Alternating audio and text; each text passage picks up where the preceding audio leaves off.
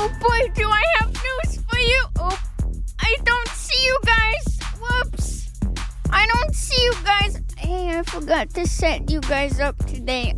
So here's the deal, guys. Don't look to the left just yet. Don't look. Guys, don't look. Guys. Okay, there we go.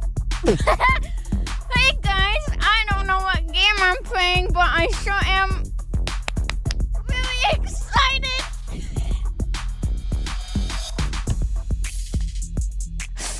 Oh, I'm such a normal girl right now. I'm such a normal girl right now. I love scooting on my scooter, and I love running around in circles, and I turn this down. No! Okay.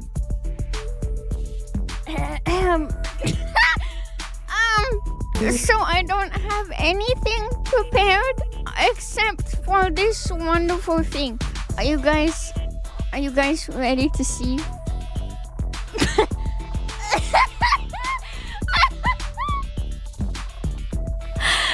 Okay, here's my sensor.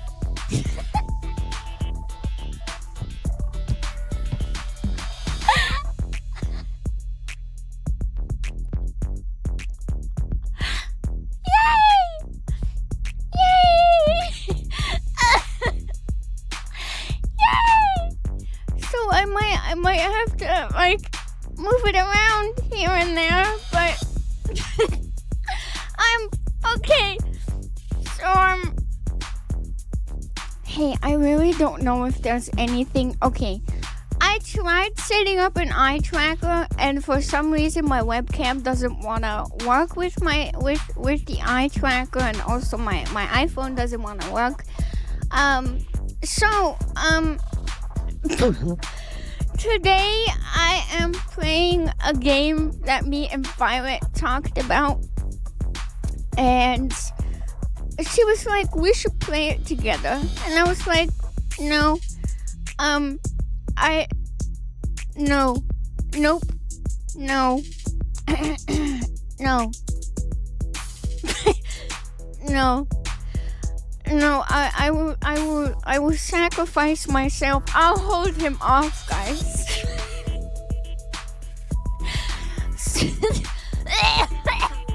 So, I do not play dating sims like ever.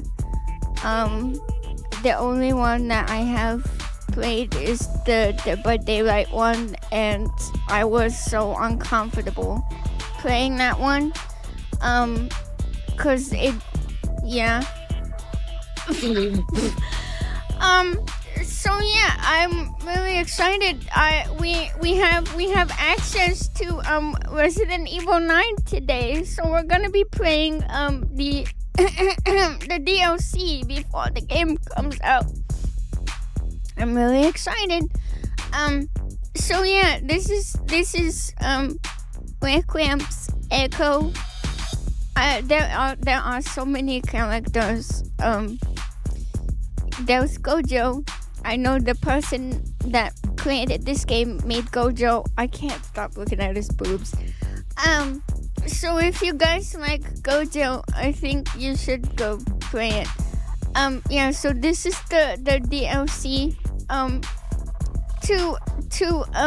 To welcome in the week of Requiem. I'm really excited. Oh, if you like Gojo, I have the game for you. So yes, since I'm a young and spry little boy, I can't wait to experience this game. I'm already sweating really bad. So yeah, welcome in, guys. I'm not gonna be taking this seriously. Should I keep my hat on? Should I keep my hat on? Should I keep my hat and my lollipop out? My Gooby Boy outfit. I think we should be a sopping wet cat. Yeah, the hat stays on. Okay. Awesome.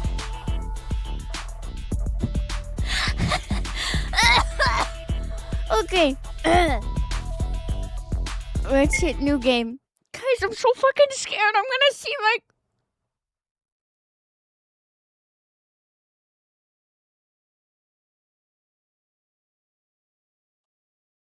What's this for? Choose a skin color. For what?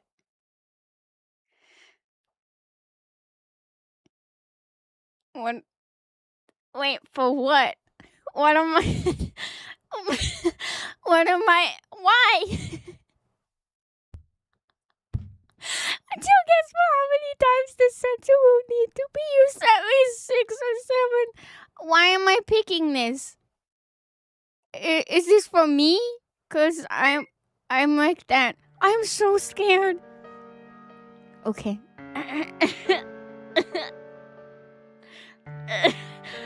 That's what I was going to say. Am I picking? Never mind.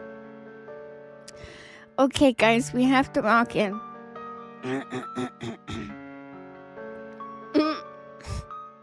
This is pretty though. I will say this is quite nice. You step out of the worn-out house, the door creaking behind you as it swings shut. The weight of your gear drags at your body. But it's not just the equipment, it's the years. Oh my gosh, guys, is this going to be Safe Haven? Safe Haven fanfic? Turned slow burn? You've been preparing for...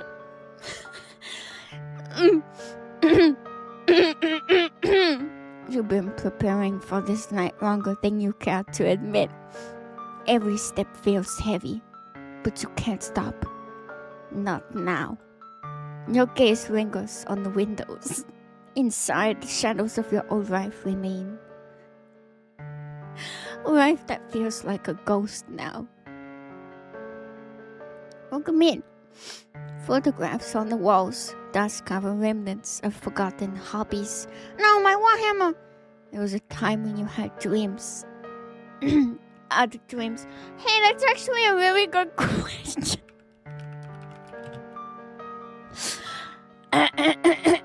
What is the age rating?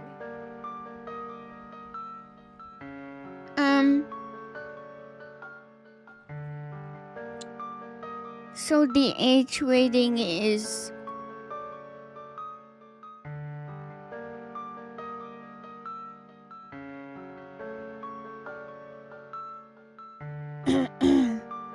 I don't know. I don't know.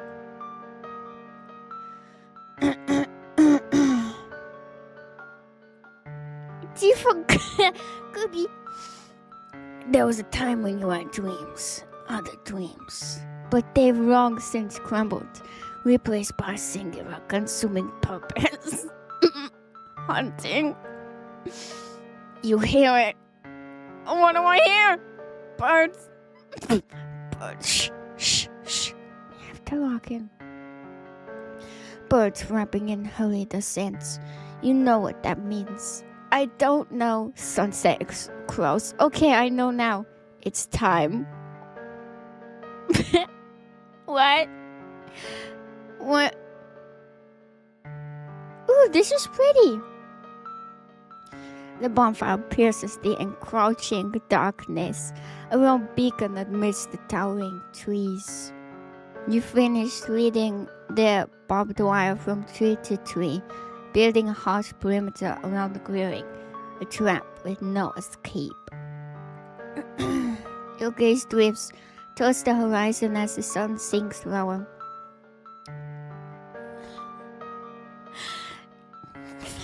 Disappearing behind the trees, casting long shadows that stretch like dark fingers clawing at the ground. You need to be fast. They'll come soon. Who's coming? Put tripwires outside the clearing as well. Put tripwires only inside the clearing. Okay. So I'm thinking... I wasn't really paying attention. I'm thinking, outside. You extend the explosives beyond the clearing, placing tripwires along the outer perimeter. If any of them manage to slip past the first line of defense, these will catch them. Tonight, there's no escape. Hold on, guys. I'm getting a fanfic idea. I think we're going to catch a Leon. You better come out of the woods like a wolf and be like, I can smell you. I have followed you, your scent. The word supernatural entities are getting grimmer tonight. The forest deepens into shadow as you finish. Guys, I'm really sorry if this is like your first Gooby stream. I'm sorry. Something overtook me when I was creating the schedule. The forest deepens into shadow as you finish setting the tripwires. You're not satisfied, but there's one last step. Pulling out a knife. You make us. I need to make myself smaller. This.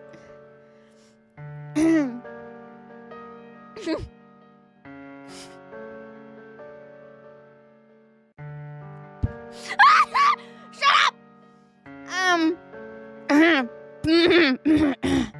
Pulling out a knife, you make a swift cut across your palm, letting your blood drip into the soil. It's dark, almost black in the fading light. And the ground drinks it up, vanishing as quickly as it falls. You wrap around the wounds with a strip of cloth, tightening it till the pain is just a dull throb. You don't usually do this. They're already drawn to the living. But today is different. You need all of them to come. Why all of them? You've tried tracking them to their lairs before, but the tunnels are too winding, too deep, too impossible to navigate. No! Don't! That is not my Twitch banner. Blah, blah, blah, blah. So instead, you draw them out, just like they lure humans using their scent to pull people to their death. Dude, this is pheromone maxing. It's a brutal contest of hunters. You intend to be the last one standing. They're coming, yay! Sliding the gas mask over your face, the rubber cool and constricting against your skin. You settle behind a tree. A sharp pain of isolation digs into you. You wish you didn't have to do this alone, but the remaining townsfolk have changed. Consumed by whatever the creatures emit, that becomes something else, something hollow. You need to put a stop to this before they sacrifice someone else. Yeah, the mask stays on. The last rays of sunlight disappear. It's as if the forest itself is holding its breath, aware of what's coming. And as you fall asleep, you suddenly hear a giant explosion. Someone stepped on you, Claymore. Your hands tremble slightly as you grip. Where did we get a flamethrower? Hold on. Your hands tremble slightly as you grip the flamethrower. It's made of cold despite the sweat on your palms. As soon as the creatures step into the clearing, the explosives will rip through the first wave, and the barbed wire will hold the rest in place. Then more will come. You'll pick them off wave by wave until nothing's left but ash. After all these years of hunting, it all comes down to this. Tonight, either you kill them all or they finally take you. It's POV. Oh, hey.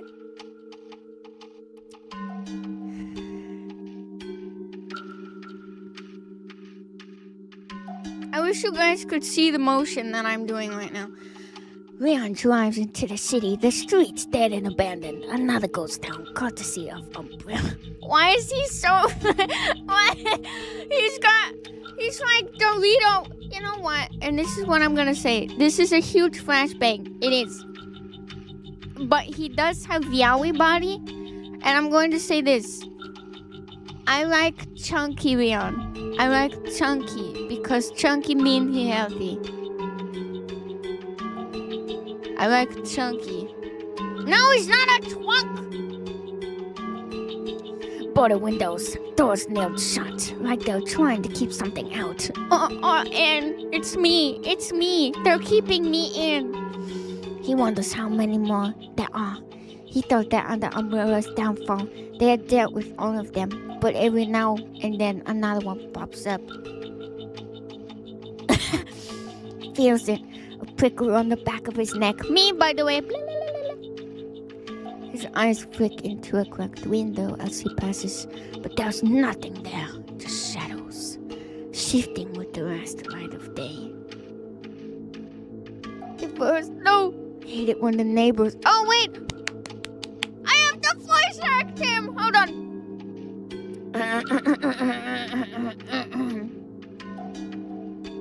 This could go one or two ways.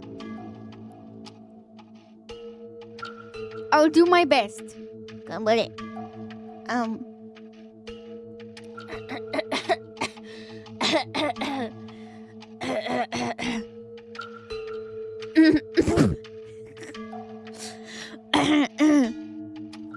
I hate it when the neighbors are this quiet.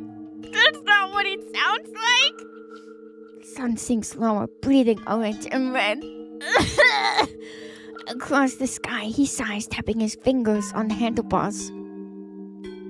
Wait, what handlebars?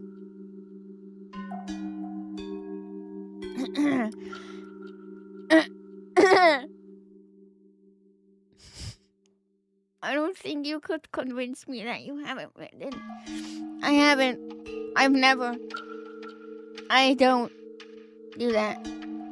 He wanted to get here earlier, but the mission briefing dragged on and the local cops weren't exactly helpful. When he asked if... Guys, I have to walk in. When he asked if they'd seen anything strange, they all gave him the same black stare. Nope, nothing, sir. Why is this here? You lost what? You lost what? Gowans. Who? She's not sure if they're lying, clueless, or just terrified. His gulp is fresh, guiding him towards the lab on the outskirts. It's nestled in the forest, up on a hill.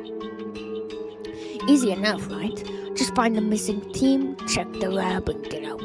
Simple. Except, it never is. Leon kills the engine and swings off the bike. The silence wrapping around him. The air feels wrong, too still. The kind of stillness that gets under your skin.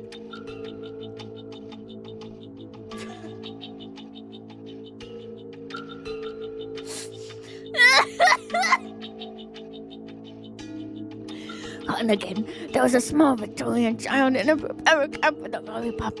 Situation report. Where's everyone going? To Gooby's house? Okay. Okay, Leon. Just another spooky forest. What could go wrong?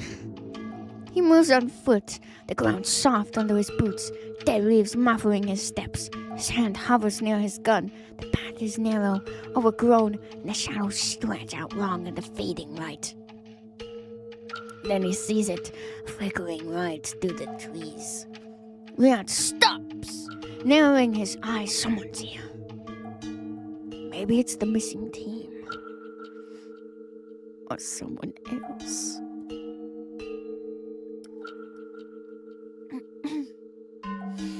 Steps off the path, crouching low behind a tree for cover, watching the bonfire pulse in the dark.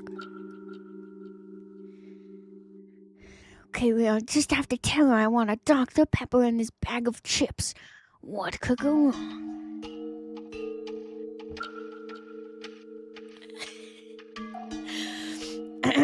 Whoever's camping out here has a terrible taste at ambience. Then a faint smell hits him, sweet, cloying, almost throw. What does that mean? What does this word mean?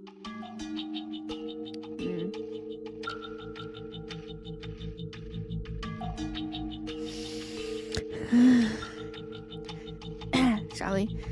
Grips just gotten tired of muscles tensing as his instincts kick in. This isn't the usual rotting stench of BOWs.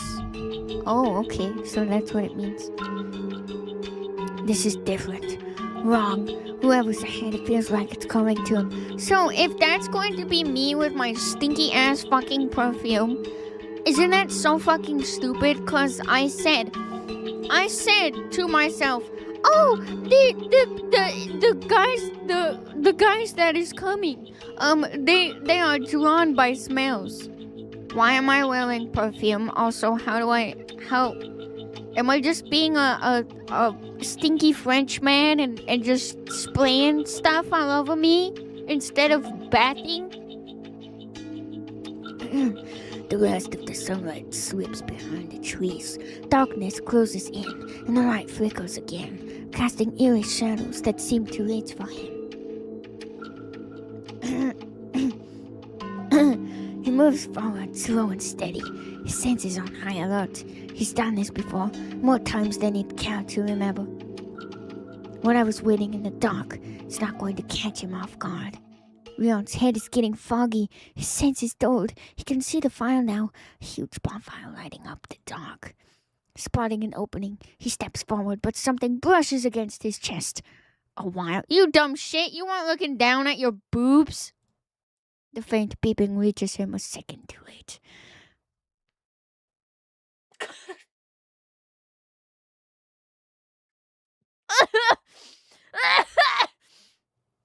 Okay, guys, this could go one of two ways. The wire, he trips the wire, he explodes, and then half of his shirt comes off. And then he's naked. Or he just dies. Anyways, guess I really walked into that one. The tripwire triggers, a deafening blast tearing through the air.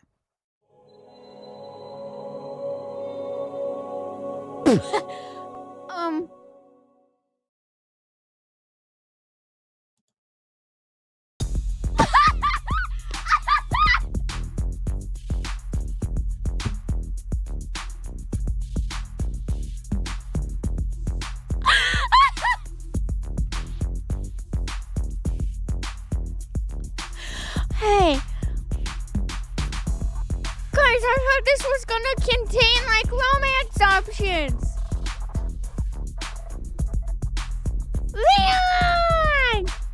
Leon, help me, Leon. Wow, okay, let's get back into it. No, not new game. Hold on. Title. Yes. Continue. Yes. Ooh. Wow, that was such a short game. I'm so excited to continue. Okay, blah, blah, blah, blah. Blah, blah. Okay. Put trip wires only inside the clearing. Okay, we already seen this. Okay, our POV. You listen, breath fogging the inside of your gas mask. Hold on. Oof! Oof! Oof!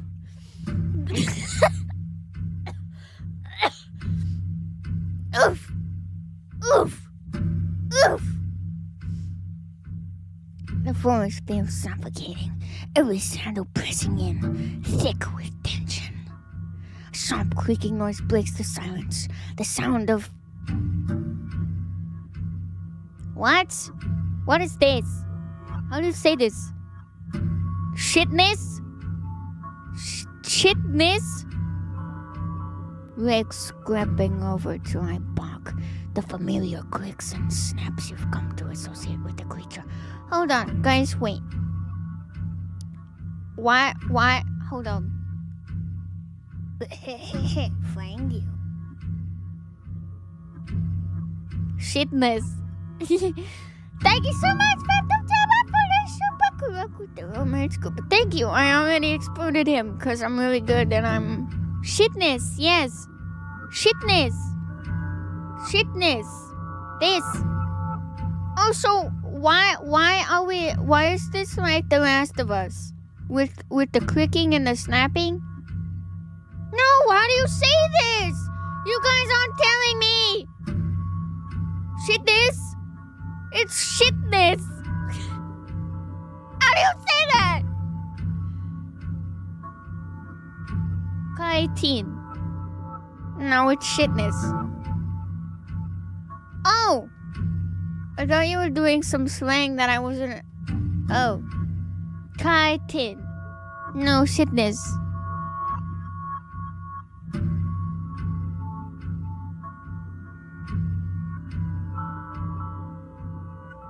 Kaitiness.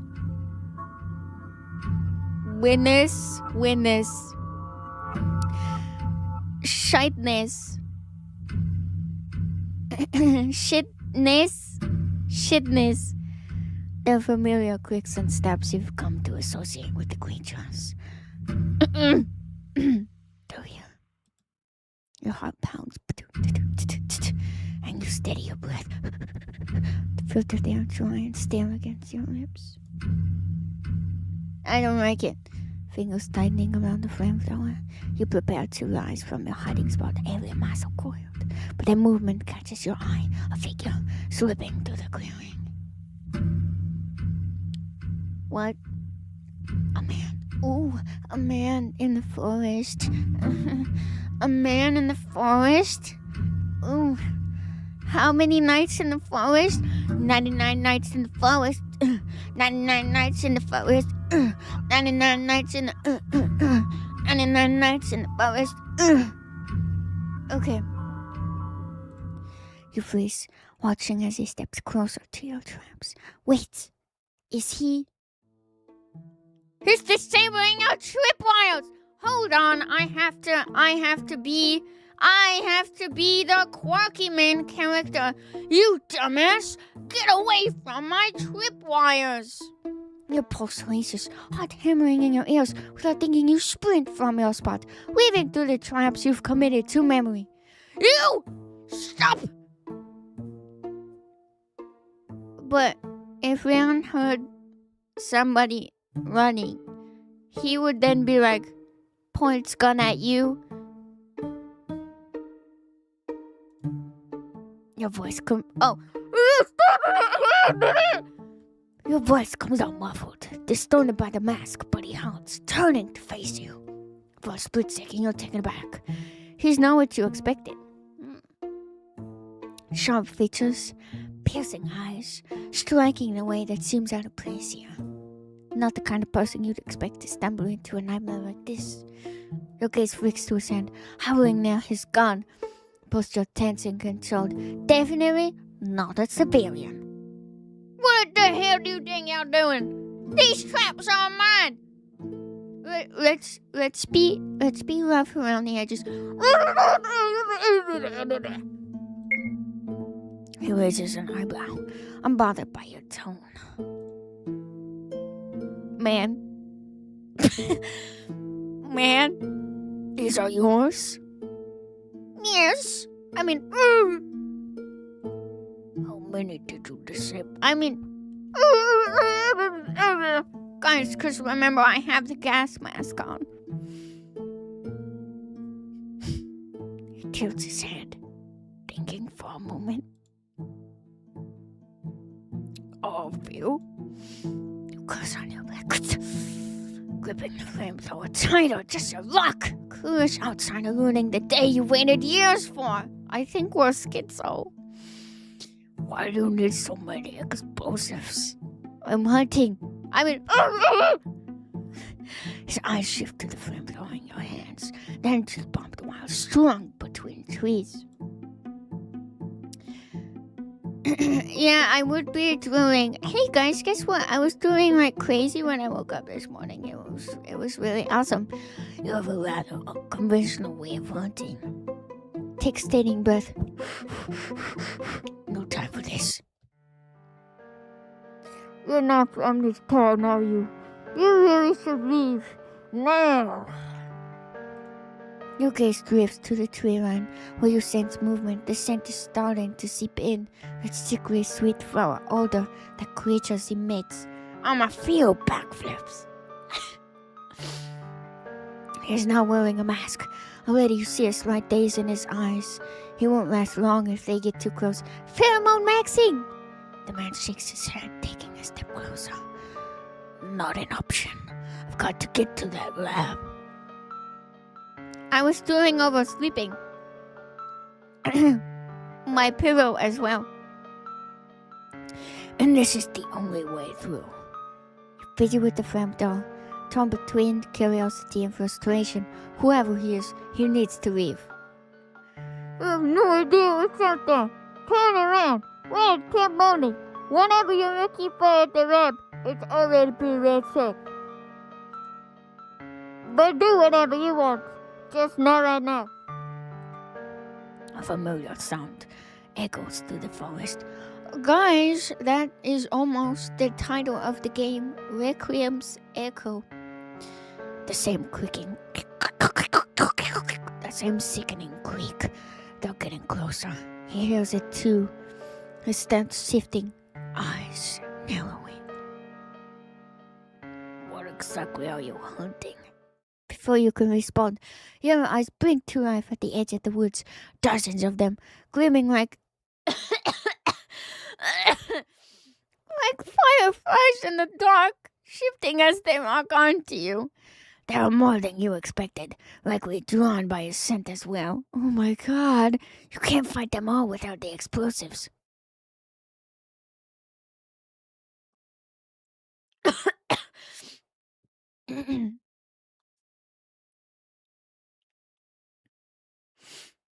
Run. You don't wait for his response. Explosions erupt. The ground's shaking underfoot, guys. We gotta go. We gotta fucking go. But the creature storms through the smoke faster than you anticipated. Oh shit! We gotta go. You dash forward, dodging traps, weaving through the maze of wiles and explosives. Oh shit! Gunshots ring out behind you. Keep on going, Leon! You glance back. Oh, catching sight of him, firing at the creatures as he runs, somehow keeping pace. Oh! Save the bullet! It will kill them! A sharp crack sounds and suddenly warm air seeps into the mask. Oh! Oh! Oh! And all you hear is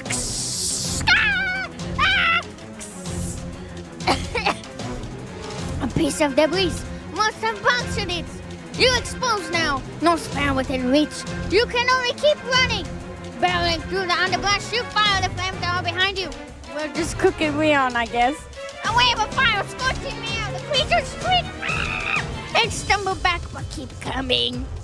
You see him aim. Oh, thank goodness he's not a chicken nugget. Shooting one of the explosives linked to a nearby tree. The explosion rocks the clearing and smoke blankets everything. The forest erupting into chaos. I'm exposed. Well, I need to take off my clothes. Oh. I'm just a girl. You run until you're far away, gasping as you tear off the broken mats. The cool night air fills your lungs. But it feels like failure. Everything you built is gone. The traps, the explosives, all of it. Wasted. The man catches up. Oh my god. Glancing back at the smoke and fire flickering in the distance. His gun is still in hand, and he looks unfazed. Wait, are you sure you're a girl in this story? I don't know.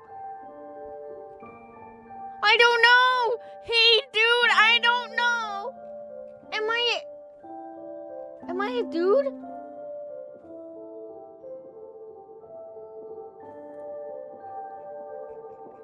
Wait. What? Dude, am I a dude? Dude, if I'm a dude, I'm closing out of this game. No!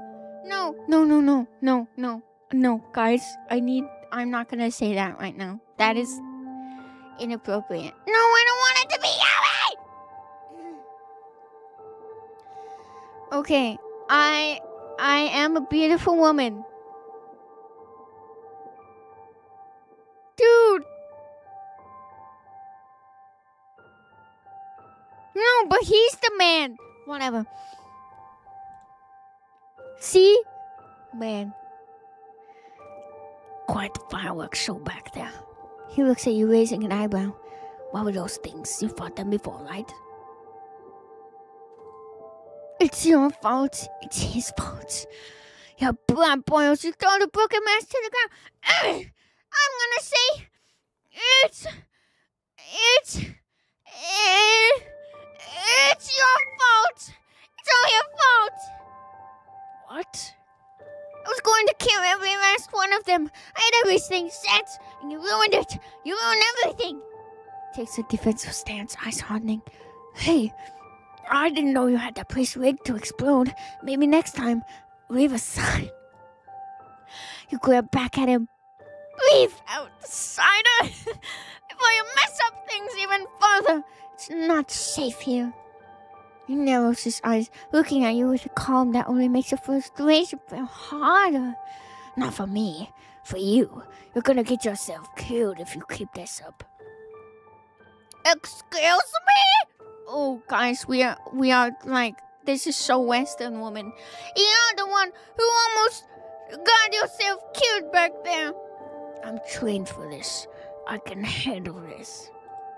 You don't know these things like I do. They lure you with their scent.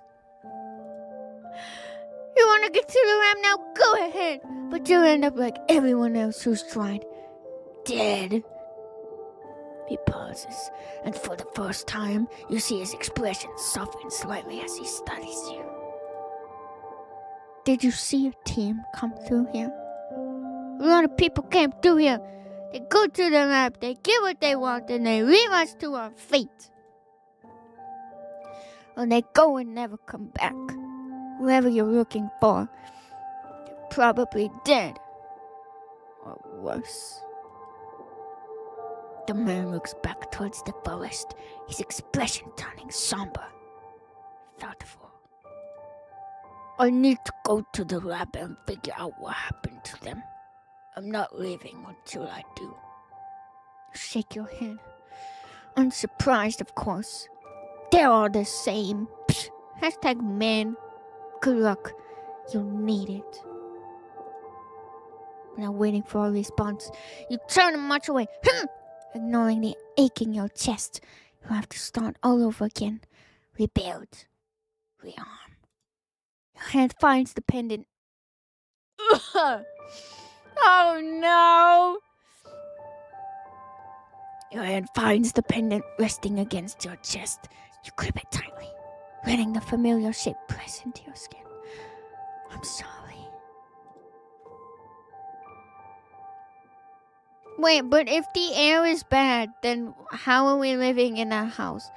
You stomp back into the house, slamming the door behind you. The gear drops from your hands, but you barely notice. All you can think about is him, the elegant outsider with his stoic face. You grit your teeth. He's going to get himself killed. You know it. He doesn't even have a mask.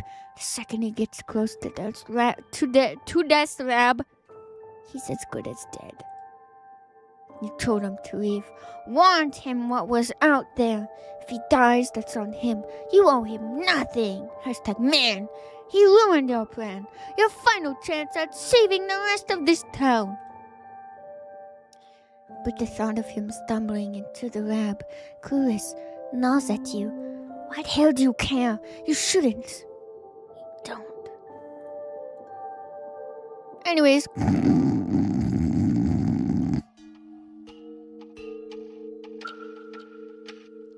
Despite the hunter's aggression, Leon decides to heed her warning.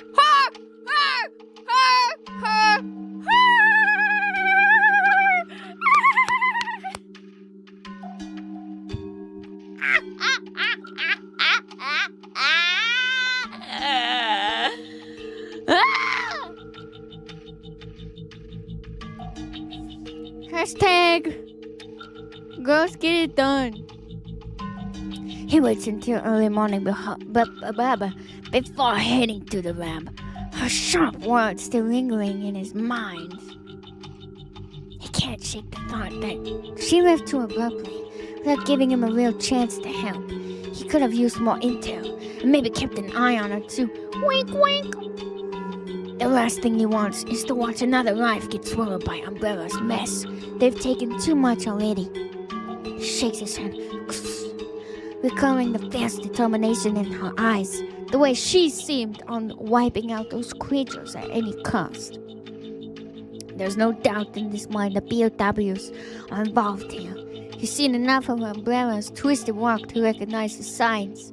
It's almost impressive. In a grim way. And she's held her ground for so long. Thank you so much, Uncle Dana. Thank you. Goopy, are you behaving? Yes, I'm being really nice and kind, and I have nice words because nothing has happened. Nothing has happened. Nothing has happened, and it's this. I'm fine. You know what? This could have been deeper. This little V could have been.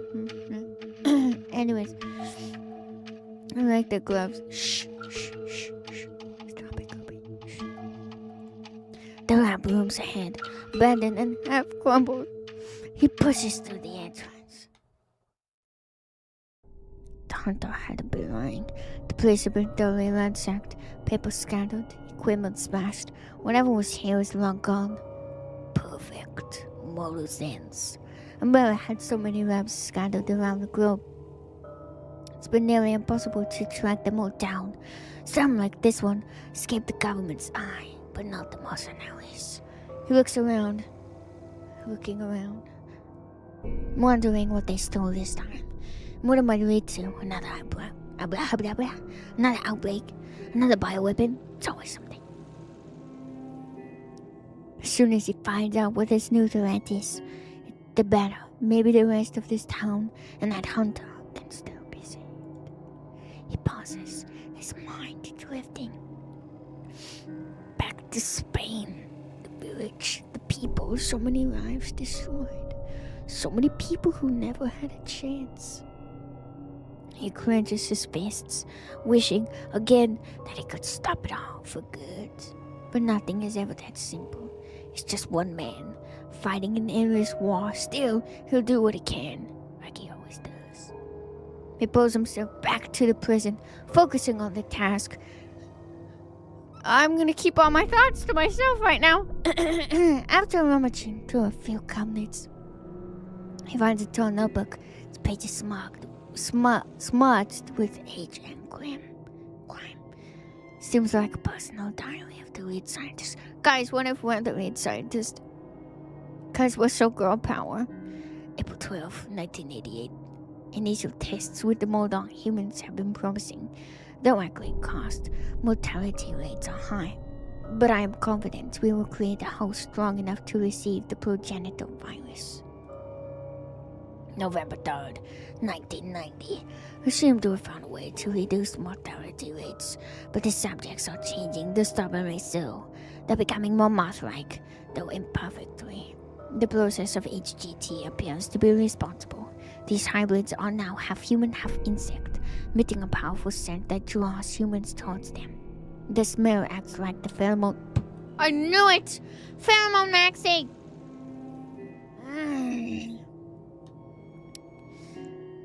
Including a heightened... The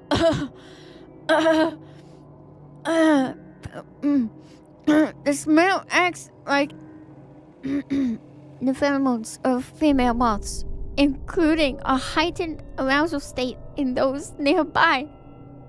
Masks are now mandatory for all personnel. In the test areas, subjects must remain contained at all costs. This might prove useful to capture new test subjects. Oh no, Leon must eat crabs! Oh no, Leon, watch out! Your tummy's gonna be out. No! Hiding also just means they can smell and hear better. No. Nuh-uh. August 14, 1992. Townsfolk whisper about a creature of folklore roaming the forest, which serves our purpose as well. A new development. Subjects have begun reproducing. The larvae feed exclusively on human flesh. I'm uncertain if these offspring will be able to receive the virus, but its potential breakthrough, we will continue observation. March 2nd, 1993. Guys, it's almost March. Disappointing results. The offspring are weak, unable to withstand the viral integration. It appears that the strength of the parents is critical. Only the strongest host can pass on resilience. Which,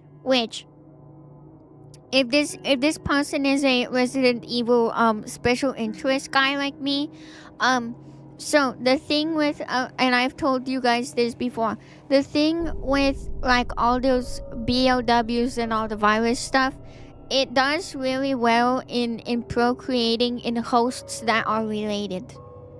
Anyways. Only the strongest host can pass on resilience.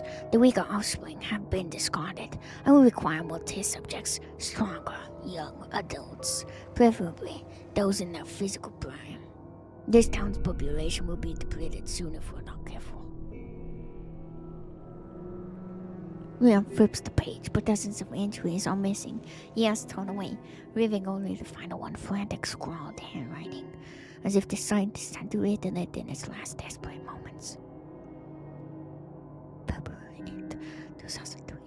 Umbrella has cut us off. The facility is compromised. Someone set the creatures loose. They're everywhere, and the staff have begun to fall. I've managed to escape with my mask intact, but the end is near. There's no redemption for me, but I will seek forgiveness all the same. The church, perhaps it is the last place I'll find peace. After that, I leave this cursed town for good.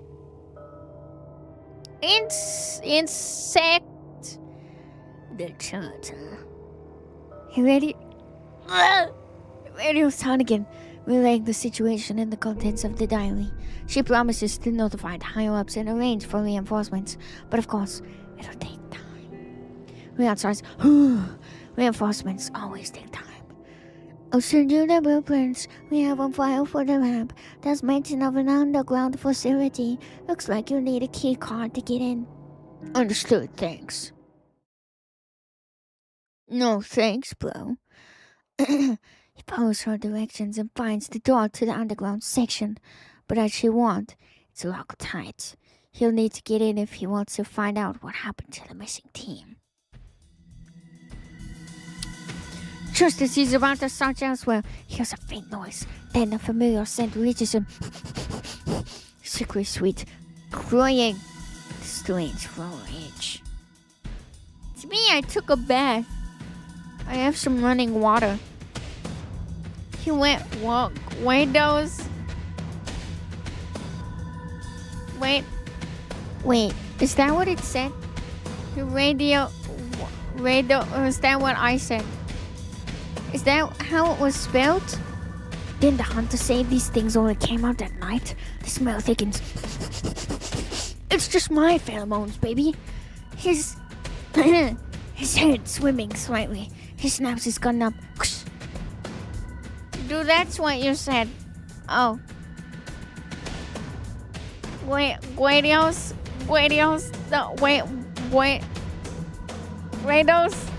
Oh. Wait. Yeah. He snaps his gun up. Instincts kicking in as something shuffles closer in the dark. Maybe it's a dog. Never mind. He fires the gunshot ringing out. Pew! But the creature barely slows, advancing with a twisted insectoid screech. Then Red flames light up the room. He turns, catching sight of the hunter, her face obscured by her gas mask. Lily flares up, but it's brief. Which part of bullets don't work didn't you get? Or do you just like wasting ammo? Leon's jaw tightens, annoyed replacing his earlier relief. Of course she has to make this difficult. Now kiss! Wow, this is some build-up, dude. This is a slow burn. The man... Oh, I thought I was gonna go back and be like, I have to save you! I keep on hiccuping, I have to save you! The man catches up with you outside. His eyes narrowed, but you can almost see a flicker of relief beneath his guarded expression. You are following me? Next time, if you want a closer look, maybe just ask. You stink! I wanted to see if you were competent as you claimed. Oh my god. You gave him a once over unimpressed? You mean like looking you up and down? Cause color me impressed, dude. Clearly not. I had everything under control. You scoff, not even trying to hide your frustration. So if you plan to stick around, you'll need a mask, outsider. I won't always be here to save your ass. Ooh, we are just so hard-headed. Name's Leon, and I figured that out myself. Thanks. Shake your head, and turn on your heel, ready to leave him to his fate. Found a door to an underground section of the lab. You pause, glancing back. The creatures probably hide there during the day. That's where their nests are. You'll never be able to kill them all without going down there. And to get in, we'll need a key card.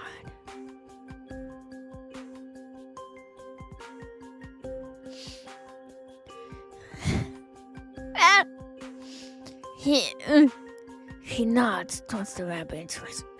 That way. Then looks back at you. Looks at you. His gaze steady. I'm surprised. If you want to blow this place sky high. How do you know that? You raise an eyebrow, skeptical. I'm not thrilled about it. But we're going to keep hunting them anyway. Right? Might as well join forces. Join forces, you say?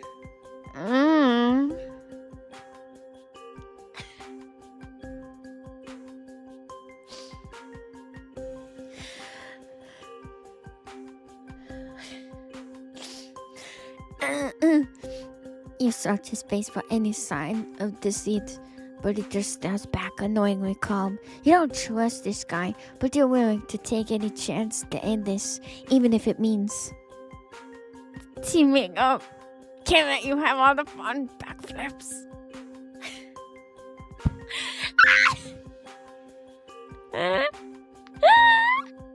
Stop it!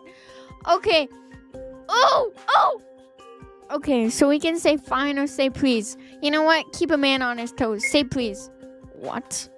You heard me! Say please and I'll help you. Are you serious? I'm the one doing the helping here. You cross your arms and wait. Ooh, what a brat. What a brat. Watching him wrestle with himself, his pride visibly taking a hit. Finally, he sighs. I feel like this was kind of out of character. I feel like he would be like, please. And then he would say this, yes. You sure do make a guy work for it, huh? Fine. Please. You start to smile as he completes the sentence. Please try not to enjoy this too much. He's smirking! The smile fades into a frown. Oh, trust me, I won't. You put an old worn map of the town from your jacket. We need a montage. Please tell me we get a fucking montage. What? We get to pick?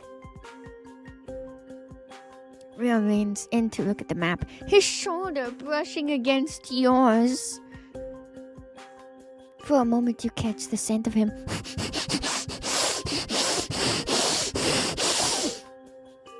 I'm sorry, I don't know what happened there.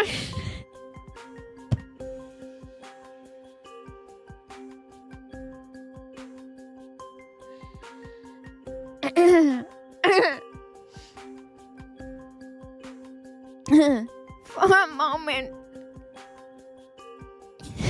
you catch the scent of him, sweat and smoke from the fight mixed with something faintly sharp like aftershave. It's always distracting and you step back with a glare. Here's the layout of the town. Most of the gas masks have been destroyed by the townsfolk, but we might find a few at the... You swallow. Gulp. Your throat tightening. Is that your fire station? His eyes flick to you, catching the hesitation in your voice. Why did the townsfolk destroy the masks? Memories flash through your mind. Grassy-eyed townsfolk in a crazy frenzy, the mind lost to the pheromones.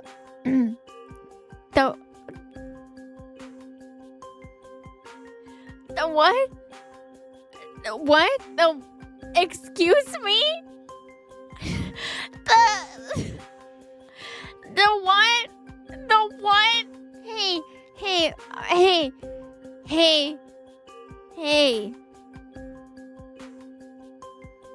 The endless hand holding.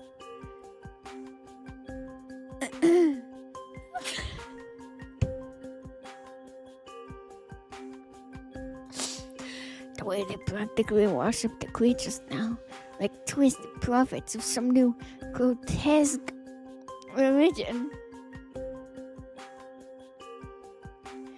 It's against their beliefs. I had a few spare ones, but they got destroyed yesterday, thanks to a noisy outsider. Maybe you should have kept them somewhere safer. I agree. I agree. They all held hands in a big circle. It was disgusting. I agree with Leon. Haha, good times, you fresh memories, you. Let me close my eyes and think about things. Maybe you should have never come here. Fink smirk tugs at his lip. Smirk emoji. His voice dripping with sarcasm. Then I'd have missed out on meeting such a charming person as yourself. You grab, hating the way he won't just back down. The way he seems to find humor in every jab. And where can we find explosives?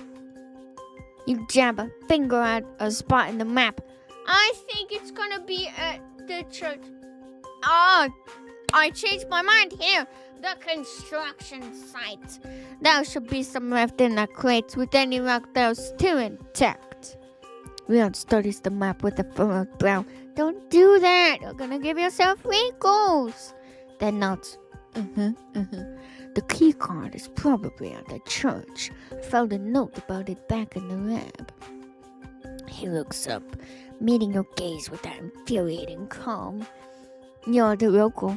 Where do you want to start? I think we should go. Okay. So if you guys had to kiss somebody, where would you go to said kiss somebody? You know what? I feel like church because you kiss in the church. The church's door is locked and won't budge, so you around to find an open window, pushing aside scattered debris as you climb inside. Oh, that's pretty. The smell hits you immediately, thick decay clinging to the air like a warning. Your stomach twists. Yes. The interior is in disarray. Overturned pews, shattered glass, littering the floor. Dried bloodstains smeared on the walls. Near the altar, bones and tattered clothing lined in a haphazard pile, some looking fresher than the others. Chill runs down your spine. Ooh! Had the townsfolk been using this place for gulps? Sacrifices? Moving cautiously, you search the area for any sign of the key card. Over there. He points to a white lab coat hanging on a railing on the wooden balcony near the old church organ. A skeleton slumps over. Sans! In a twisted, unnatural position. Guess you didn't find salvation after all. Start smirking. Shoot him an unimpressed look. His sense of humor couldn't be weirder. I'll go get him. Wait here. It could be dangerous. Stay here and keep watch. Memory flashes. The last outsider you helped had taken what they wanted and left. Well, that's probably no different. Don't tell me what to do. Goops, is that your shirt on the floor? I bet you just want the card so you can get in the lab by yourself. I could say the same thing about you. Voices echo loudly in the empty church, the bickering ringing through the silence. Then a sound interrupts. Ah! A sound you know too well. The hairs on the back of your neck prick up. Shit! You hadn't expected them here. Without masks, the odds are against you. Desperate, you search the room for cover, spotting a convention booth in the corner. We're gonna go on the convention! The convention! Well, we're gonna be all upon each other. You and Real make a break for it, nearly colliding as you both try to slip inside. I saw it first. Find somewhere else. There's no time. Gritting your teeth, grab inside, dropping your flamethrower on the ground to make space. You dig into your jacket. You dig into your butt, pulling out a... Oh my fucking god! No! Pulling out a packet of mothballs and scattering them on the floor. The toxic scent should mask your presence, at least for now. As the door closes, 5 creatures emerge. Thank you so much for hanging out. See you next time. They move slowly, rumbling, their steps heavy and sluggish in the dim light. Don't be scared.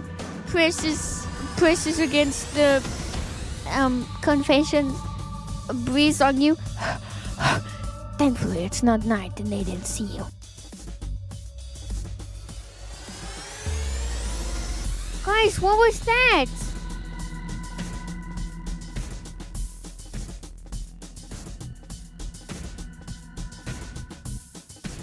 YouTube went down. Yeah, I saw that. I was at like 20k kbps. Dude, I was at 20k kbps on fucking YouTube. Dude, the stream is too fucking good right now. We have to continue. Alright. Oh! Guys, hold on. Inside the cramped booth, Leon's body presses tightly against yours, his chest hard against your back.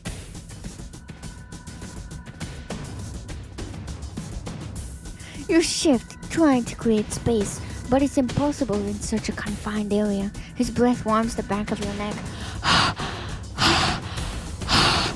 His body heat seeping through your clothes. Get off me, you hiss, shoving back against him.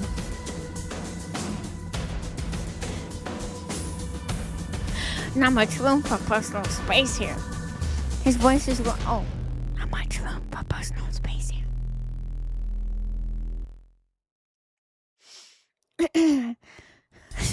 You really think I'm enjoying this? Shrug. You open your mouth to respond, but before you make a sound, Leon's hand covers your lip. Stop it! Ew! Silencing you as a low snarling noise fills the air. Hold on.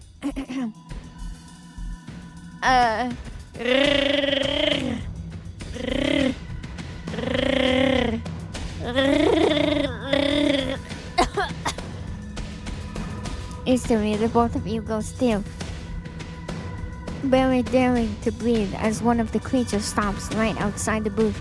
Its wet, wheezing breath seep through the cracks, filling the small space. Your pulse hammers in your ears, adrenaline surging. Leon's gaze is locked onto the creature's shadow, his body taut, every muscle coiled and ready to spring. For a brief moment, the angle and tension between you fade, replaced by a strange awareness of his warm press against you, his steady heartbeat against your back, his hand firm but gentle over your mouth. The creature pauses, sniffing.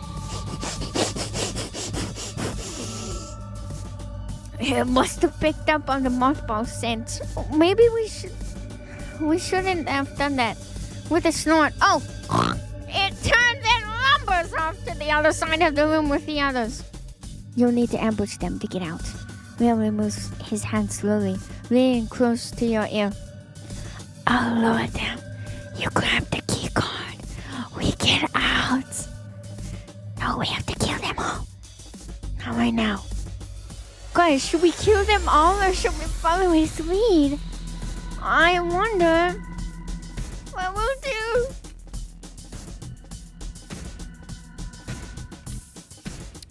Oh my. I have two choices. First one, follow his lead. Smucky Murky. Well. Or maybe he's gonna be like, you brat, you should listen to me. You don't listen to me. But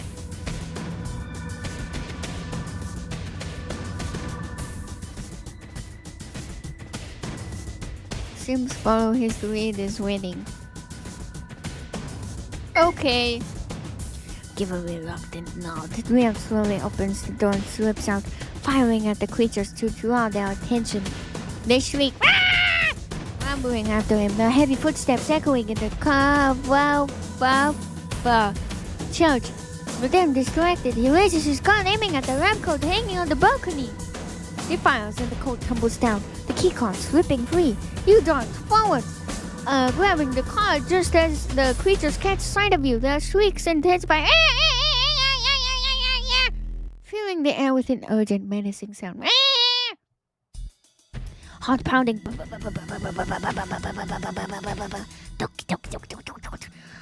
You sprint for the window, reaching it just as Leon climbs through. He extends a hand, helping you up as the creatures close in. At the last moment, he fires a shot above the window, dislodging a heavy beam, crashes down, sealing the creatures inside. Their frustrated snarls fade as you both step back, catching your breath.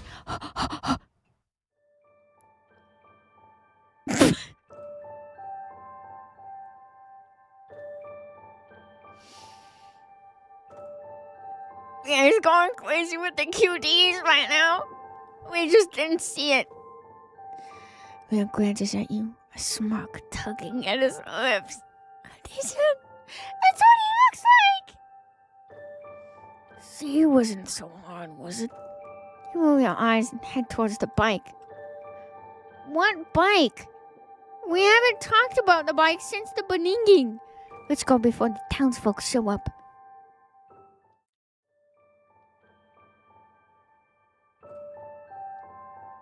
By the time they reach her house, the sky has deepened into a dark, heavy blue. The evening chill has settled around them. She stops abruptly at her door, noticing a bloody note tacked into the wood, a smudge of crimson smeared across the words. She reads it with a scoff, crumples it in her hand, tosses it aside without a single thought. He's on a bicycle, not like a motorcycle. Oh, I got on tramp, hold on. Ooh, did you guys hear that? That was my back. Okay. Leon glances down. Yeah, cute bike with tassels and baseball cards in the spokes. Yep. Leon glances down, catching the streaks of ink mixed with dried blood. Kept you waiting, huh? What does it say? She gives a dry, humorous laugh. Ha ha ha ha! One of the town's leaders was warning me off, saying I've killed too many of their precious creatures. They don't like the balance being disrupted. She shrugs, an edge of bitterness in her voice. They've tried to stop me before. Nothing new. Aren't they going to come after you for that? Let them try.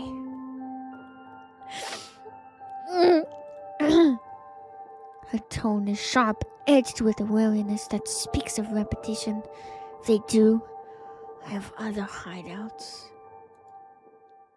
She pushes the door open, stepping inside without looking back.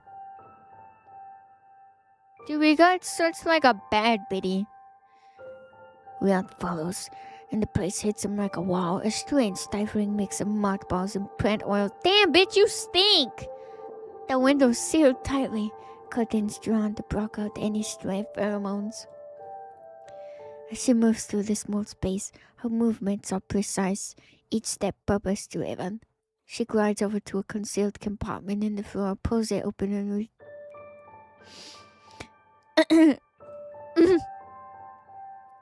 retrieves a gallon of fuel, refilling the flamethrower with a practiced hand. She doesn't spare him a glance, acting as if he were just another fixture in the room, an afterthought. Liam watches her, seeing himself reflected in her harsh routines, the methodical way she checks every corner. Every moment screams survival, but it's more than that. She's wrapped herself in layers of armor bound tight by the invisible barbed wire, keeping the world at an arm's length. He's worn that same armor himself, felt the sting of each barb, and he knows how hard it is to let anyone get close. Say something stupid. Sit on the worn chair, focusing on tending to your wounds. What wounds? Cleaning and wrapping them with quick, experienced movements. Rion is scanning your space, his eyes drawn to a small cluster of faded photographs on a shelf. His fingers hover over one of them, hesitating. Who is this? Oh, I thought he was gonna ask, like, who is this? When did this all start? His voice keeps on changing. I can't do the Leon voice. You keep your eyes on your wounds, tightening the bandages just a little too hard, so I can feel something. 3 years ago. A pause, then you add, almost as if forcing yourself to speak.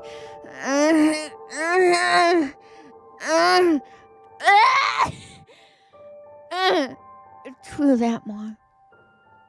The creatures have been around as long as I can remember. They take a few people each month and no one would care, unless it was family. Just some old folklore, a story to scare kids into staying inside after dark. You take a breath, fighting down the memories crawling their way up. Thank you for the bit. But when the lab shut down, everything changed. They came every night like clockwork, taking anyone outside after dark. Anyone who didn't make it inside was gone by morning. Now, it seems they hunt whenever they need to, and it helps that the townspeople offer them sacrifices every week, without fail. The room goes silent, your words hanging in the air like a shadow. You brace yourself for him to ask about the people in the photos, about your family, about the ones you lost. But instead, his voice is quieter, weighted with something you can't quite place. Why didn't you leave? You freeze, hands still on the bandages. You don't answer right away, letting his questions settle into silence. Then, you resume tending to your wounds through your voice, though your voice is flat and controlled. Where would I go? I made a promise. Guys, what should I fucking say? Where would I go? Or, I made a promise. But then he's going to be like, who to who? And then we could answer. I hope we don't answer like, before the fall. I wish being silent and drooling was just an answer. So I could be like, Goo Goo Gaga. If I say where would I go, maybe he could say my house.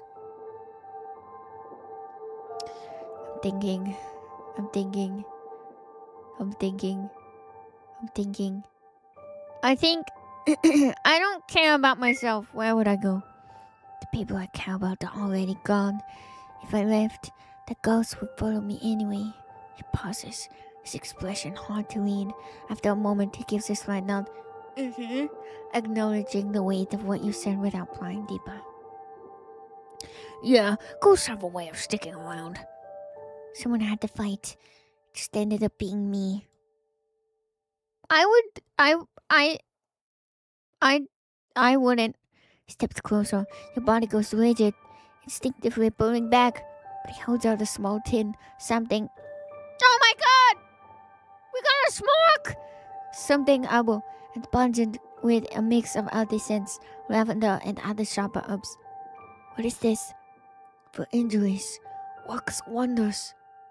Hesitantly, you take it, your eyes never leaving his. You're studying him for a beat, finally breaking your silence. You better say thank you. That's not what we're supposed to say when somebody gives us something. Who exactly are you? He looks at you. His expression unreadable, a flicker of something cautious before he answers. Government agent. Stop it. Makes sense now. He's calm in the face of the creatures, the way he handled himself during the day, but that doesn't explain everything. Sure, you were trained for this kind of situation. How many times have you dealt with things like this? Too many. He sighs, and for a moment his face softens, his guard slipping just enough for you to catch a glimpse of something deeper. I was a rookie cop. The first time it happened, I had to learn the hard way. And afterwards, I didn't exactly have a choice. For a brief second, you see something raw in his eyes. Something that feels uncomfortably close to your own reflection. You didn't have a choice either. Not in any of this. Why didn't you leave?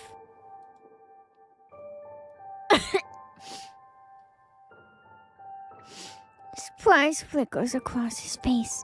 For an instant, you catch a glimpse of something like pain. It's not that simple.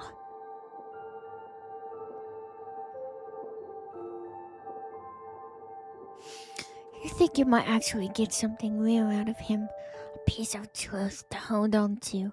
But then, just as quickly, his world snapped back onto place. Someone has to fight. Just ended up being me. You let out a hollow chuckle. Huh? I think that's what it sounds like. I don't know. But stop yourself before... Oh, it fully escapes. Hold on. But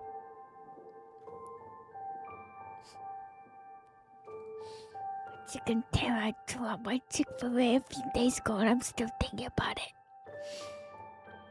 You can't afford to get comfortable around him. Even if he doesn't seem like a threat now, you remind yourself that he's just another outsider. For all you know, he's only being nice to get under your skin. I like him under my skin. To make you lower your guard, only to leave. Like everyone else has. You shove the tin of herbal medicine back at him. More forcefully than necessary. Here, agent, you'll need it more than me. He looks down at it, raising an eyebrow as he takes it back, his expression somewhere between amused and unimpressed. Your reckless confidence is almost charming. Ooh! I'm going to say, careful, don't fall in love. Don't worry, not happening. Fuck!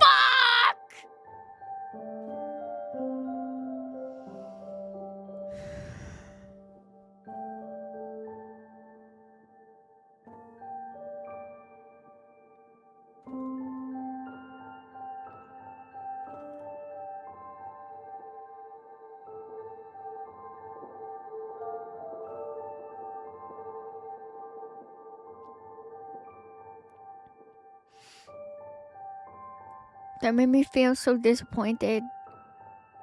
Just like Puppy Playtime Chapter 5. Good. Settle onto the couch, lying down with half an eye on the door. The other on Leon, who sits a few feet away with his back to the wall, quietly disassembling and cleaning his guns.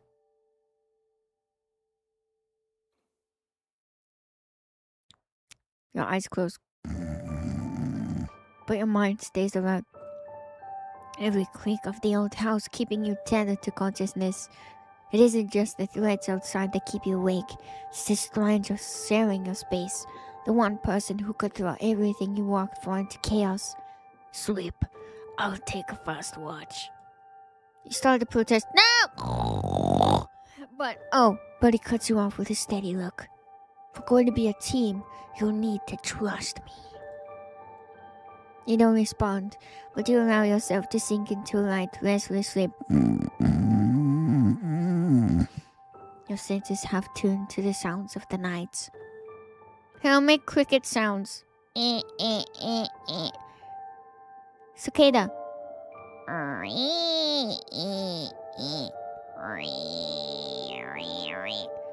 The hours sledge on, the room cloaked in heavy silence and snoring. And yet, with Leon there, for the first time in months, it doesn't feel quite as suffocating. Despite the friction, the guarded words, and the walls you both refuse to lower, his presence makes the silence feel a little less unbearable. You wake up to the sound of soft clattering in the kitchen. I made you pancakes. I made you pancakes, dear. Your muscles are stiff. Oh my. Your body's still on high alert. Oh no. But as you blink,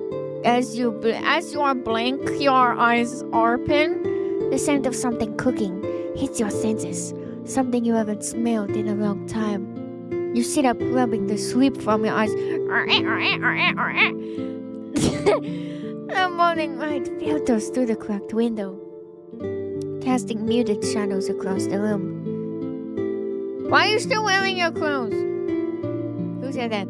Sunny side eggs. Hold up. Sunny side up eggs incoming. Oh my god. When you finally focus, you see him, Leon, standing by the stove, frying something in a pan. His back turned to you. Why didn't you wake me up? What are you doing? Let's ask him what he's doing. Who said you could touch? That's not what I wanted to say.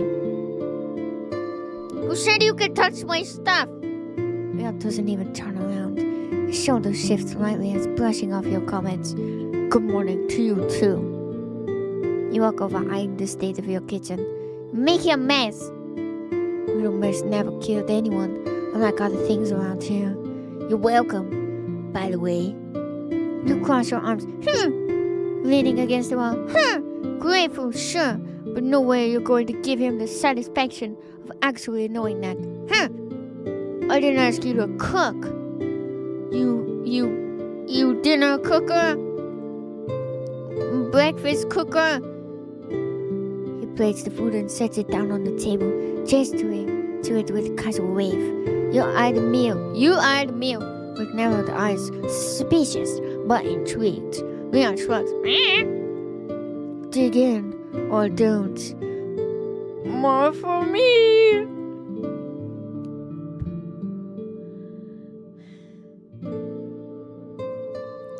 I didn't ask you to cook, you handsome, considerate, strong man. Get out of the kitchen. You sit down reluctantly, glancing at the food. Simple but warm. But what are we eating? The smell is actually kind of nice, though you'd never admit that either. It's better than anything you've had in a while. You pick up a fork, stabbing into the food without much ceremony, but you're already feeling a little less irritated.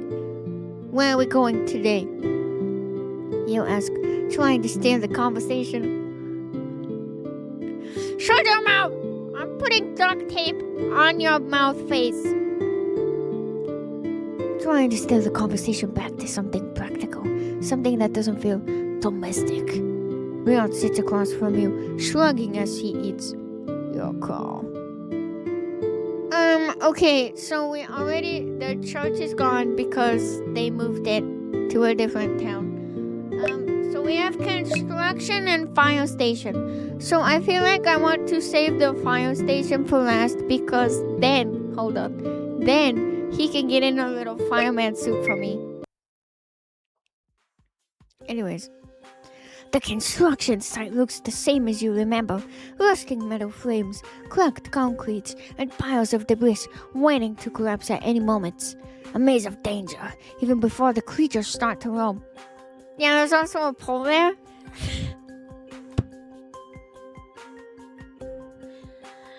It's gonna be like James Sunderland. When Maria says, "Oh, you're gonna give me a little dance, big guy?" He's like, as if. I've got the most of the explosives out over the years, but there were always a few crates and places too risky to reach on your own. Guys, I feel like since we're at the construction site, we are going to either fall, and the round is going to have to save us, and then possibly cover our mouth because the bad guys are going to be coming. Maybe now with Leon's help, you can finally grab the rest. As you lead him to the site, you feel the weight of his gaze, scanning the area, always assessing, always alert. He moves. Yeah.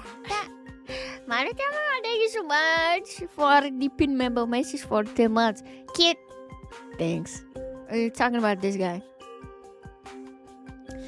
He moves like a trained agent, calculated confidence. He makes it all look so easy, like he's strolling through a park instead of a half-collapsed dead trap.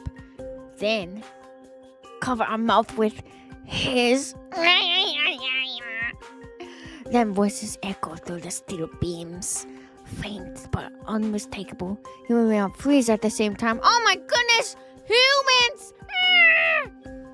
Woman, we need to clear all this junk out. She's still using the damn explosives. I don't know why she keeps finding more of them.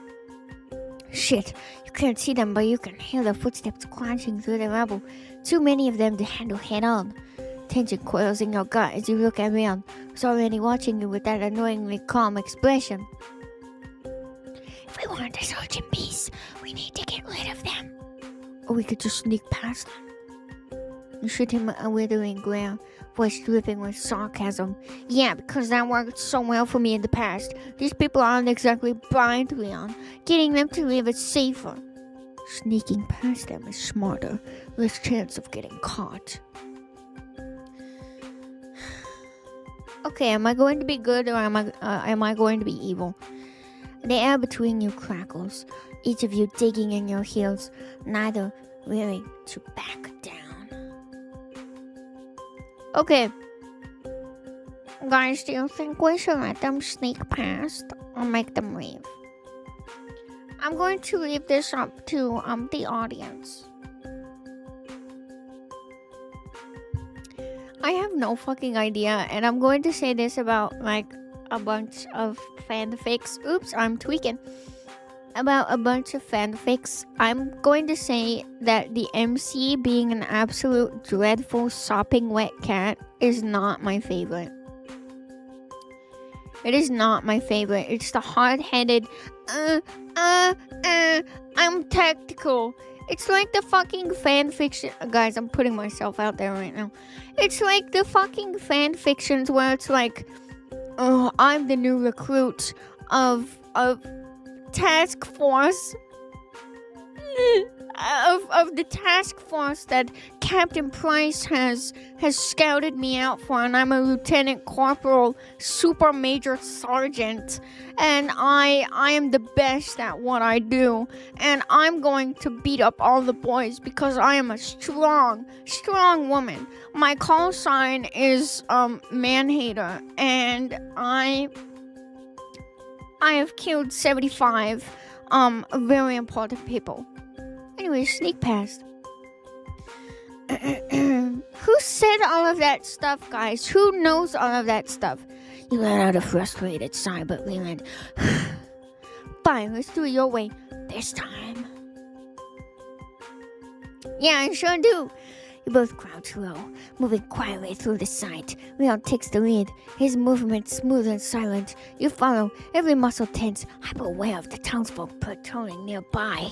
The faint sound of their voices is a constant reminder of the danger, and for a moment you almost feel his confidence seeping into you, steadying your own steps. After what feels like forever, you reach a cluster of crates. You start rummaging through them. Oh, them as quietly as possible, but they're empty. I have not. You glance at Leon. Frustration simmering. Searching stealthily will take too long. Then a voice shadows the silence. Who's there? Stop right now! Heart lurches. And before you can even process the words, gunshots ring out, echoing through the crumbling sight. You are a bolt, adrenaline flooding your veins as you scramble over broken concrete and piles of rusted metal. And we're going to fall. Shouts chase after you, growing louder, closer. You stumble. Ah! And Leon's hand shoots out, gripping your arm and pulling you up in just in time, keeping you from face planting on a pile of debris. Gunshots. Hey there, teammate, my eyes are up here. Oh, my bad. Finally, you manage to lose them, ducking into a quiet or hidden section of the construction site. Once you're clear, you pull your arm free. Stop it! Wincing as a sharp pain flares up your leg. Dude, we're gonna have to get like a tinnitus shot. Great plan, Leon. Real smooth. Hey, at least we got workout in. Cardio's important. Shut the hell up! You lower your eyes, but hold back a harsher retort. The two of you search the crates nearby, working quietly. After a few minutes, your hand finally lands on the stash, and then his hand goes on top of ours. Anyways, and as you lift it with a sigh of relief, but a part of you wonders if it'll be enough. You move to a different crate and try to pry it open. Let me. I can do it.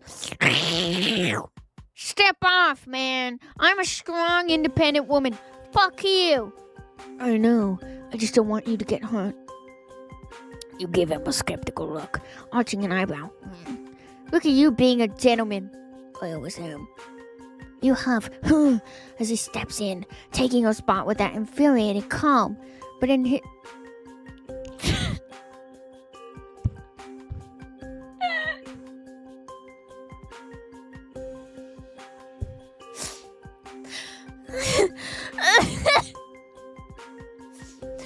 But in his... Guys, I'm getting sweaty. But in his eagerness, his shirt snags on a jagged piece of metal jutting out from the crate, tearing down one side to expose a strip of bare skin. You can't help the smirk that tugs at your lips. Nice one, agent. He looks down at the ruined shirt, unimpressed. Just what I needed.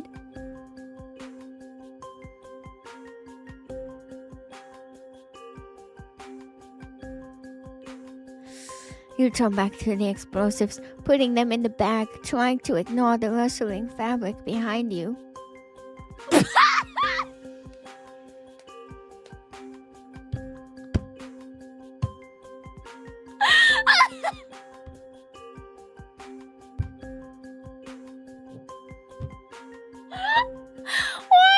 Why did you take off your shirt? Why did you take off your shirt? Hold on. Why did you take off your fucking shirt? Why did you take it off? That's what I don't understand, dude. It's just a rip. It's just a rip. It's a rip. Why did you take off your shirt? What? Who did that? Guys, who did that right now? Did you guys see that? But when you glance over, he's shrugging off the shirt entirely, leaving his upper body bare, every line of muscle and scar. I don't see any scars exposed in the dim light. He's just like you, Goofy. He was just overheating a bit. Oh yeah, of course. Maybe he has issues. For a second, you're caught off guard. What? Stop it! Put your shirt back on, you whore! Your eyes lingering on the hard planes of his chest. This is his chest. And the stable movement of his shoulder. These are his shoulders. He looks so like, don't look at me. You force yourself to look away. Jaw clenched. But he notices and he's clearly not letting you off the hook. Oh no! Didn't think you get distracted that easily. Shut the hell up. Keep searching. You clench your jaw, willing your pulse to steady. Oh, heart, simmer down. Just wondering if you plan on strutting around like that. We have a surprise, not a show. Yeah, you tell him, dude. He chuckles, tossing the torn shirt aside with a smile. Are you fucking kidding me? Why? Guys, can I ask, who is this made for? Don't say me. This is not made for me. Who just does this? How many times does smirk appear in the script for this game? No, guys! It's not!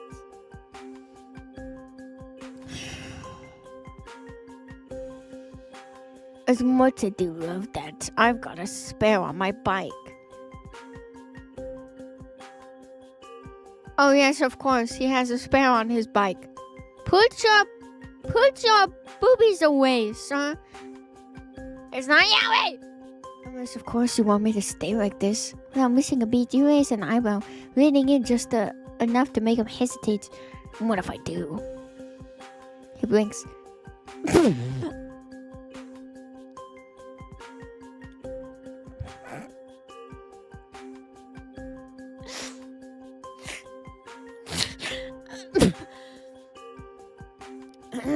He blinks, clearly not expecting that. You let a small, mocking smile slip through before pulling back. Relax, I'm messing with you as if I'd ever want that. Let's go. He grabs the bag from you, a hint of frown creasing his brow as he mutters under his breath. Could have fooled me. You roll your eyes, turning your heel and heading towards the bike. But as you walk, you can feel his gaze lingering on you, like he's trying to puzzle something out. Put your shirt back on.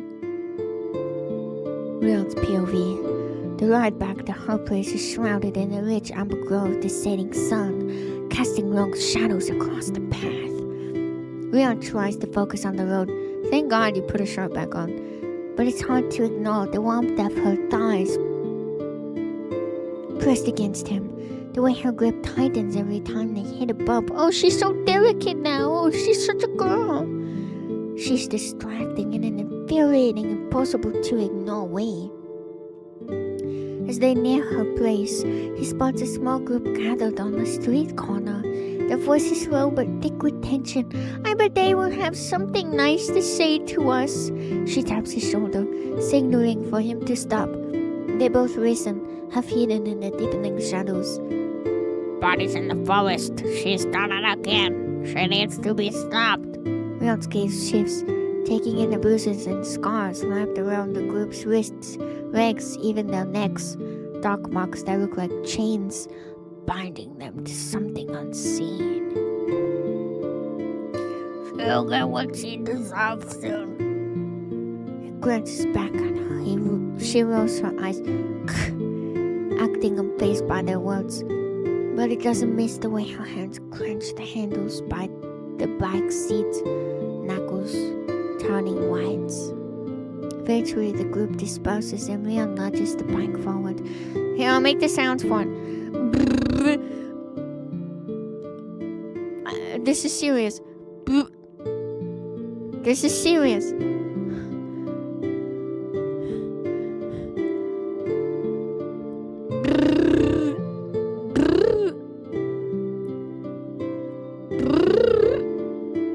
Guiding it through the empty streets as dusk descends around them.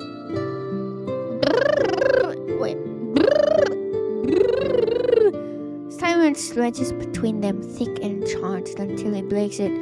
Okay, he's gonna be talking over the motorcycle. Hold on. What's with the scars? She's quiet for a moment. Gaze fixed. Okay. I'm gonna try one more time.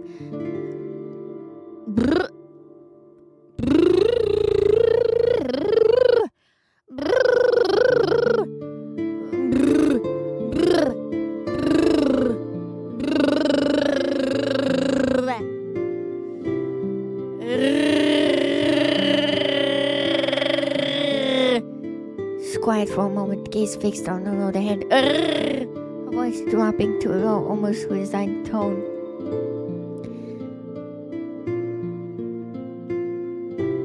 I'm really excited to read this. They tie themselves down while they breathe in the creature's scents. It keeps them from wandering into the woods and getting killed. But the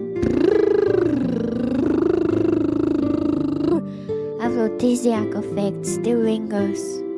They're too far gone. All of them. A shiver runs down his spine. That was him cold. Unexpected and unwelcome. He decides to shift the mood. So where's everybody going? Bingo? Well, it seems you're pretty popular around here. She has shaking off the weight of the conversation. I'm the most popular in town. Get your backs right. He accelerates the bike. Hold on. Jolting it forward as they weave through the empty streets. Her arms instinctively wrap around his waist, pressing her body firmly up against his back. Glancing over his shoulder, he's that damn smirk! He smirks. Better hold on.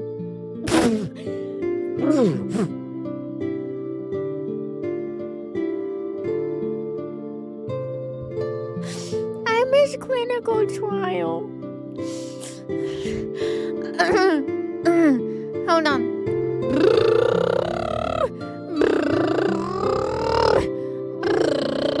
You better hold on, Miss Popular. I'll hold on, alright. Just tight enough to choke you out. She pinches his side hard, and he fakes a yelp of pain. Ah! Through a grin, catching a smile in her voice. At least he managed to break through her walls, even if just for a moment. Thank you so much for hanging out. See you next time. You sit on the floor, turning your focus to your bandages. Will managed to lift the mood a little on the ride back, but the heaviness still lingers. Sadness twists in your gut as you remember the faces of the townsfolk you once knew, people who had welcomed you, people whose stores you visited, whose homes you'd seen with your family. Now the hollow, driven only by the urge to kill you, the memory hits harder than you'd like. You reach for a spot on your back to itch it where the old wound has started to ache, maybe even opened up again. Take off your shirt, twin. But you can't reach it, causing softly. You drop your hand, feeling both exhausted and helpless. Rio moves closer, crouching beside you. His face is unreadable as his gaze shifts to your wounds, something unspoken flickering in his eyes. Can I? Yes.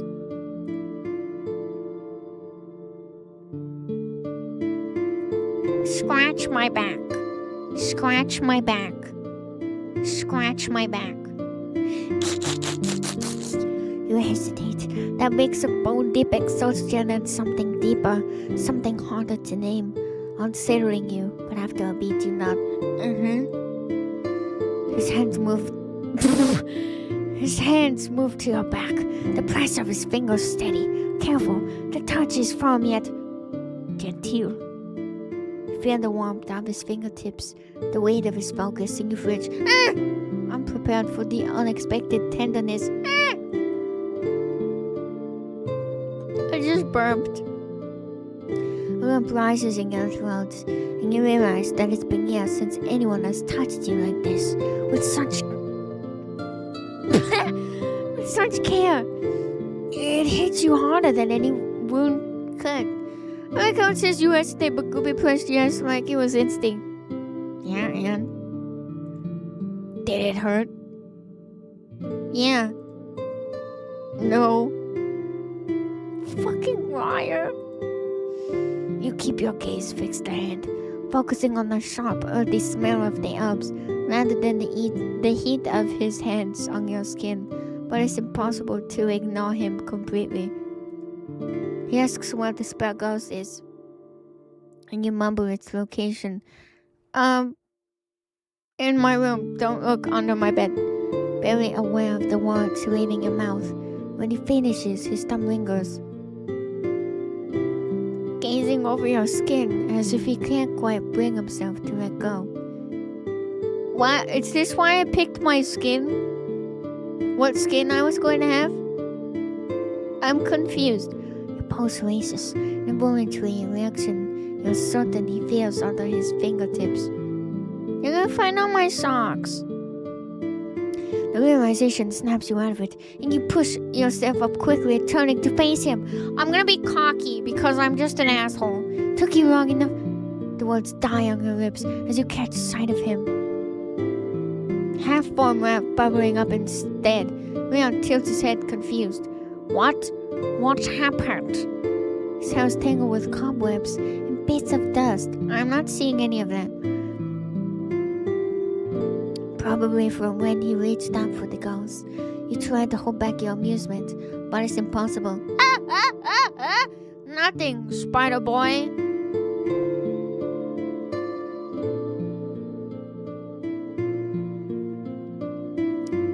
That was a really... This is really good dialogue. This is so good. This dialogue is... Real's hand immediately goes to his head, fingers brushing through his hair. Perfect. Just the look I was going for. Dungeon chic.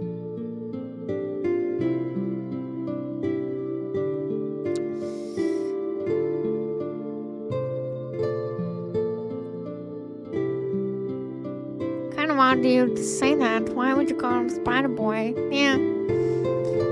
Hold up, this game's writing. There's fire. You know, it's like that image where it's like what he said was so bad that the dog has left the image. Oh, even after spills over. Hold on. Breaking the silence. There's too much webbing, and he can't seem to clear it. Is my shirt on right now? No, idiot. Here, let me do it. He goes still as you reach for him, fingers working carefully through strands of his hair. Damn, bitch, you need to wash your hair. The room falls quiet again, the silence thickening around you as you pick out each bit of webbing. His breathing slows, deepens. And when your fingers brush against his scalp, you feel his chest rise. He's like a puppy! A slight hitch in his breath. You keep moving, but there's a strange awareness between you, heightened focus in each movement, each accidental brush of your fingers. For a moment, he lifts his eyes, meeting yours. Hold on. It's like Flynn Rider in Entangled. They're darker, softer, watching you with an intensity that makes your heart skip. You feel the warmth of him, feel the faint scent of gunpowder and leather that clings to him. He probably stinks so fucking bad. And when his gaze drops to your mouth, he lets out a breath. Open mouth breath, like this. He had chips the other day, and they were sour cream and onion. Small, almost soundless, but heavy. His shoulders tense, like he's holding himself back, fighting some internal battle. Your pulse hammers. Your fingers pulsing in his hair. Pausing? Frozen by the realization that his hand is hovering close to your waist. Close enough that you feel its warmth even without its touch. I really hope nobody comes in to the stream today. And hey, what's up? You haven't missed anything. I'm hoping and praying nobody comes into the stream today. No raids, no nothing. I don't think anybody's streaming. This is fine. This is good. The moment stretches. Something electric in the air between you both. Your breath mingling in the char's quiet. I'm gonna wait.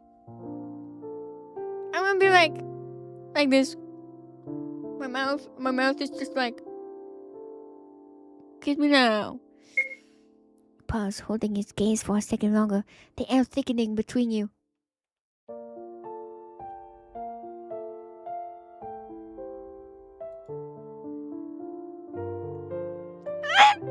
Avocado. So basically, the first part of your name is about to happen. No! Leon shifts, blinking as if breaking a spell, then shakes his head, taking a half step back, his eyes darting everywhere but at you. You clear your throat, hoping he can't hear the faint tremor in it. I'll take first watch tonight.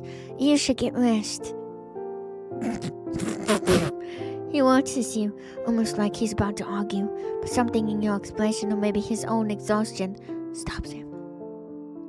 He gives a small reluctant nod, then settles down on the couch.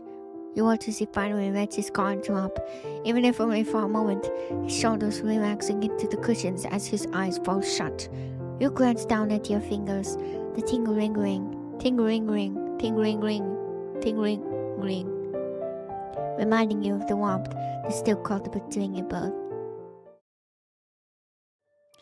The warmth of the sunset fades slowly, casting the room in muted shadows, soft and heavy. You settle onto the floor, flamethrower in hand, half alert to every shift, every quiet sound from where Leon sleeps, the tingling. Despite the pull of exhaustion, you resist, staying alert, eyes sharp as you keep watch. Just as your mind begins to drift, soft choke sound pierces silence, half muffled, yet unmistakable. Leon stirs restlessly. His face. Wait, guys, hold on. I just read this. I feel like he is going to be like, I just woke up. I have nightmares sometimes, 'cause I am a warrior. I am a government agent. I could have saved them. His face twisted in the dim lights, caught in the throes of whatever nightmares haunt him. Faint pain sounds. Pain sounds feel like a punch to the chest. Striking too close. You can't bear it. Without thinking, you cross the room, sitting beside him, place a hand on his shoulder, gently shaking him awake. Wake up, bitch! Leon, wake up! His eyes fly open, wide and unfocused, his gaze meeting yours with a mix of fear and confusion. His breath is uneven, and for a moment, guys...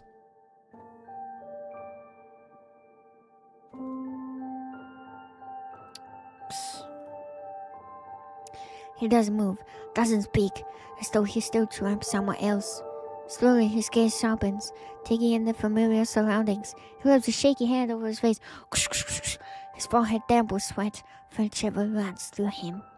You're unused to offering comfort, unfamiliar with the vulnerability of it, but you remember small distant gestures, how your parents would hold you, ground you when the night grew too dark.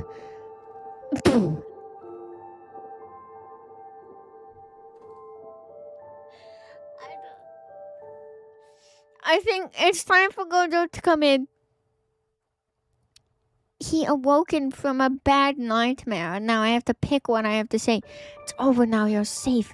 Breathe with me, alright?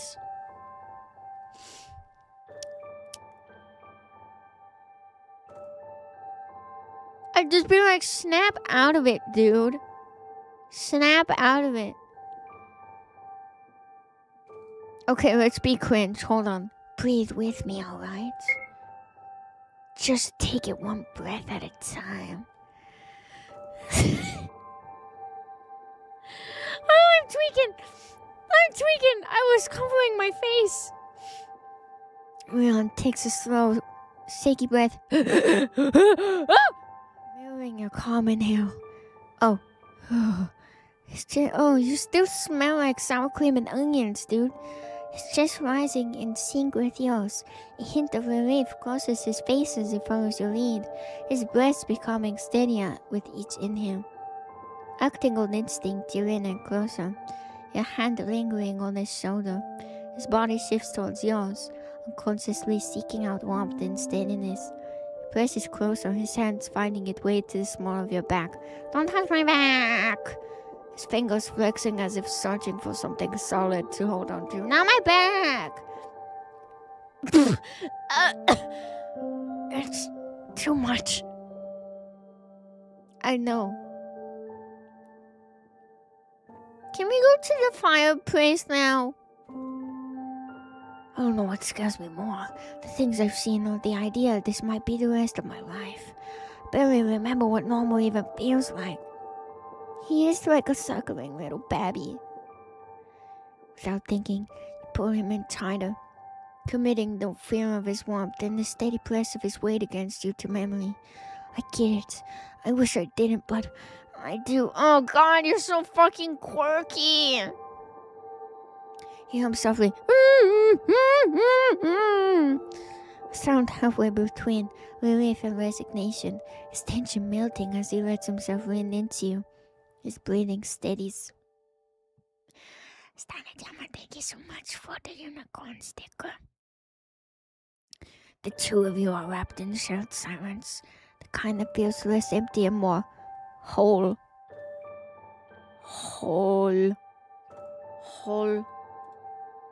Start to imagine just for seconds what a life like this would be, where the quiet, stolen moments aren't so rare, where his touch isn't fleeting. Then, as if sensing the shift, he abruptly pulls back. His cage drops and he clears his throat, barely arising again between you. Hey, thanks. I'll keep watch now. I won't be able to fall asleep anyway. He rises to his feet, stepping towards the kitchen, but not before you catch a brief flicker in his eyes. A look that mirrors the feeling still lingering on your skin, the strange, subtle ache left by his warmth. Silently, you take a spot on the couch. Your mind spinning, replaying the warmth, the closeness, the way he held on to you for that brief, charged moment. You know rest won't come easily tonight. Go to sleep! He watches her as she sleeps, her face softened in the quiet peace of it. The comfort between them tonight had been good, too good, unnervingly so. He shouldn't let himself get so attached. Damn! He knows better than anyone how quickly trauma binds people, weaving fragile connections from shared pain. But soon, he'll be gone. Off to fight some other nightmare in some other cursed place. She could still have a life after this. Something steady. Something real. Something he gave up a long time ago. Oh my God. It's too late for him. He's been carrying this weight for far too long, to think he could ever put it down.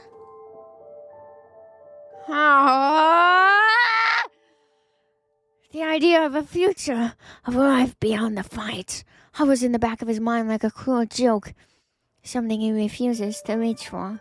He won't let himself hope for anything beyond survival. Hope is dangerous. He can't afford it.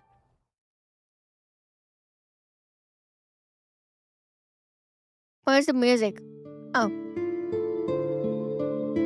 Before the fall, you wake up to the soft light of the early morning filtering through the sealed windows. Is he house husbanding for me? A quiet stillness hanging in the air.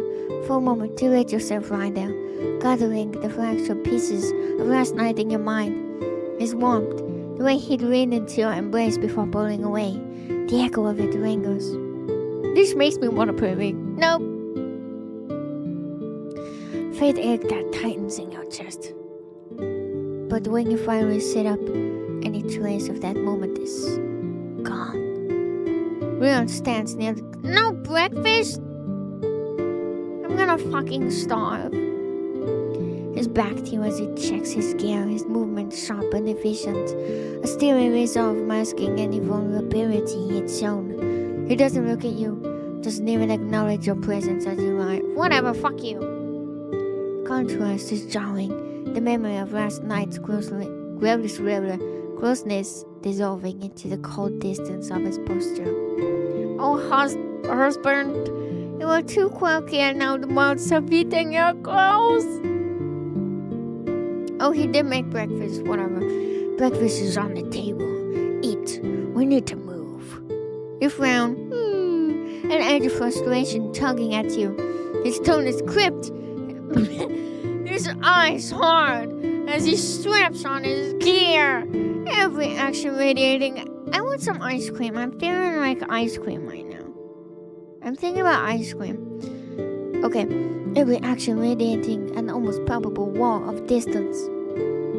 It's as if he's put another layer of armor overnight, shutting you out entirely. Good morning to you too. Oh my gosh, parallels, guys. His eyes aren't the only thing that's hard. His gear is too. He pauses, and for a split second you catch a flicker of something almost guilty on his face. But it's gone as quickly as it appears, his gaze hardening as he turns back to his gears. How do you feel? Fine. Don't get the wrong idea about it. I hate you. You fucking suck. WHORE.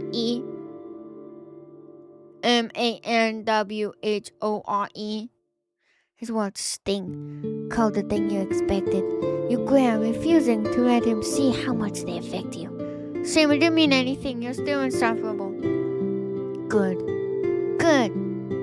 You square your shoulders, swallowing down your own frustration as you gather your things. Its movement pointed us deliberate. After last night, this cold detachment feels like a slap, calculated to retreat back into distance. Almost stop, then you're nearly free of this hellhole and everyone in it, right? Hasta luego, backflips.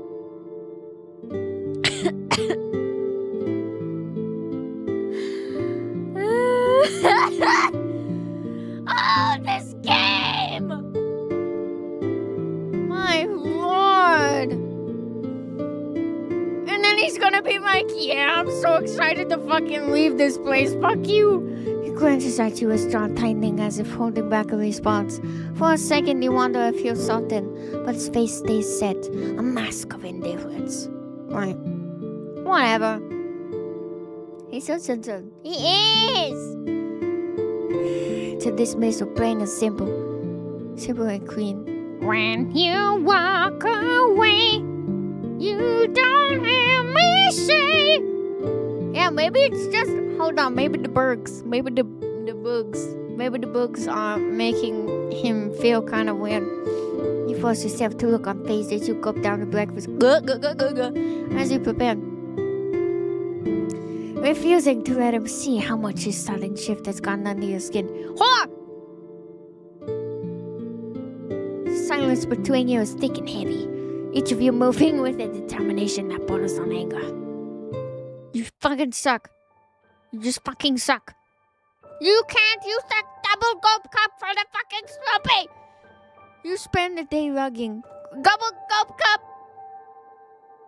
Grimming back and forth to your hideout near the lab, loading up on fuel and explosives, taking turns on Leon's bike. My turn! The work is grueling, made worse by the tense silence that lingers between you. You barely speak, and when you do, it's clipped, cold, silent truce at best. took a deep breath and walked inside the fire station, just as empty and abandoned as it was the last time you came here. But now, standing inside it again, you feel the weight pressing down harder than before. The memories flood back uninvited. The sound of your father's voice, the sight of him in his gear, the pride in his eyes when he talked about the work he did. It's been so long since last I see my son last to this monster, to the man behind the corner. Since you've been gone, I've been singing this stupid song till I can ponder the sanity of your mother. But the pain still feels raw, like an old wound that refuses to close. Leon keeps his gaze fixed ahead, avoiding looking directly at you. The silence between you is thick, awkward, clinging like the dust in the air. Last night's moment, whatever it was, is something neither of you wants to address, so inside you bury it, lock it away behind the icy walls. The layout's simple. First floor has the main room, storage, some lockers. Upstairs, risky. There's probably nothing we need up there. Stop pole dancing!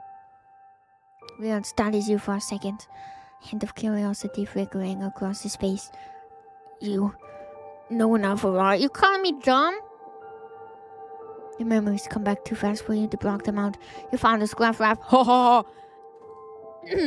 A smell of burning wood from the old stove. That is what the cooking of the wood sounds like. And the sound of men joking around and slapping each other on the back. Gay! You swallow hard. The ache in your chest, a dull, familiar weight. Not that it's any of your business, but I used to come here a lot. My father worked here. Ron's expression shifts, flicker of understanding crossing his face. Is he? Yeah, he's my dad. Oh, I'm sorry. You asshole! It's whatever. For a split second. Oh, I just picked up what they were putting. Oh! For a split second, you think you see the flash of something softer beneath the hard edge.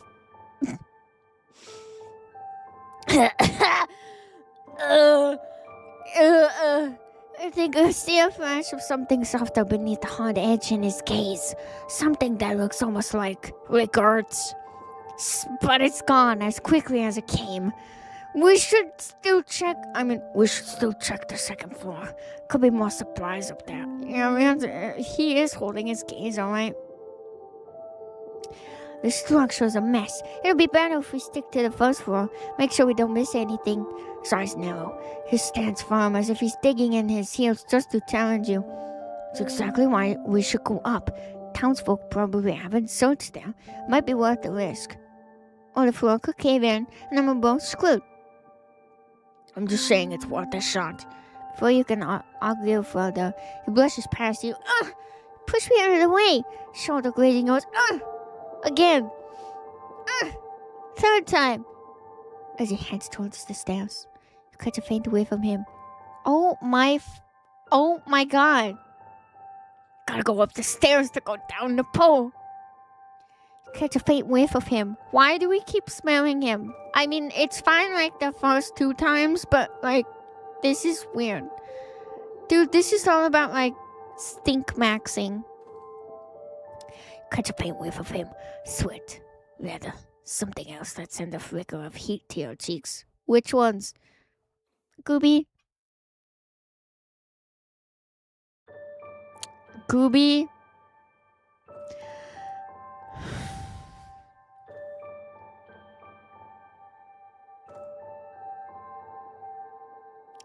You look away quickly, willing the warmth in your face. Okay, so it's just face. To subside, fighting down memories of how close he was last night. His hands steady on your skin. You can't afford to think about that now. Not here, not with him. Right there. Just close enough to remind you. We need to talk to him, because he's being an ass. You roll your eyes but sigh, relenting. Fine, let's go upstairs. Together. I thought he already left. What do you mean? Together. You make your way up the creaking staircase. The floorboards groan underfoot, and each step feels like it could be the last. Just as you're about to turn back, Leon gestures to a dusty corner near a row of broken lockers. 2 gas masks lie there, half hidden beneath some debris. Found something. Before you can respond, the floor shifts, groaning beneath you. Oh my gosh! He's gonna catch us! You stagger as the wood splinters and cracks. But Leon's arm snaps out, pulling you close just as the floor buckles. You tumble down together, landing in a heap, his body cushioning your fall. For a moment, you're pressed against him, his arms still around you, his breath warm against your neck. Guess I was right about the floor. Try to keep your tone snarky. But your voice comes out breathless.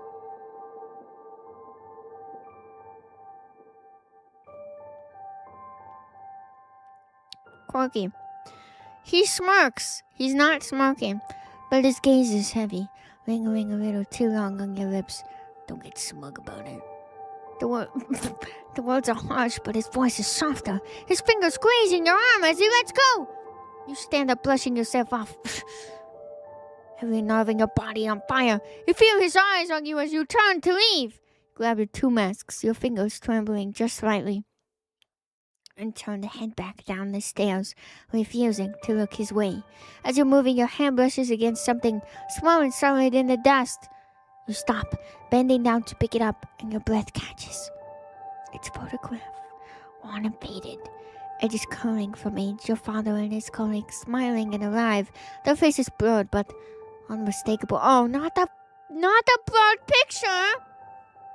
You swallow hard gulp, feeling a lump forming your throat as the past closes in on you, more tangible than ever. The weight of past presses down on you, so heavy it almost takes your breath away. You swallow hard, feeling a lump in your... What? This happened? Huh? You swallow hard. Are we gonna... Hold on. Guys, I just kind of skimmed over this. Gulp, is that your... What is that? Are we going to pass out? Hold. It's not fanfic if you don't pass out and the main love interest carries you back home. You swallow hard, gulp, feeling a lump forming your throat. Everything crashing down at once. Memories, the stress, and the presence of Leon beside you. All stirring emotions you thought buried. Your hands tremble, the dam breaking, as shuddering breath escapes, and then despite all your efforts, the tears spill over.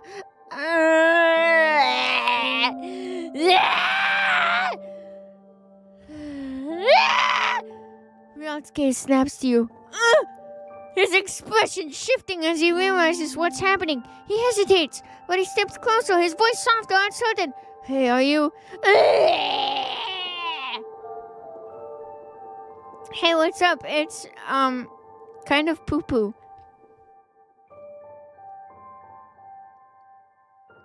Yeah, it's, we're crying right now, because he's an asshole. You shake your head, unable to form words. Instead, you reach into your pocket, pulling out the memento. What? Memento? What? Hold, what? The picture, when did we put it? Hold on. I'm so confused. I feel like there's so many plot points. And plot holes. Leon's eyes widens. Also, where's our necklace? Are we taking out our necklace? Leon's eyes widen as he takes it in. They're not getting wide. Understanding flooding his expression, he reaches out, his hand brushing your shoulder, grounding you.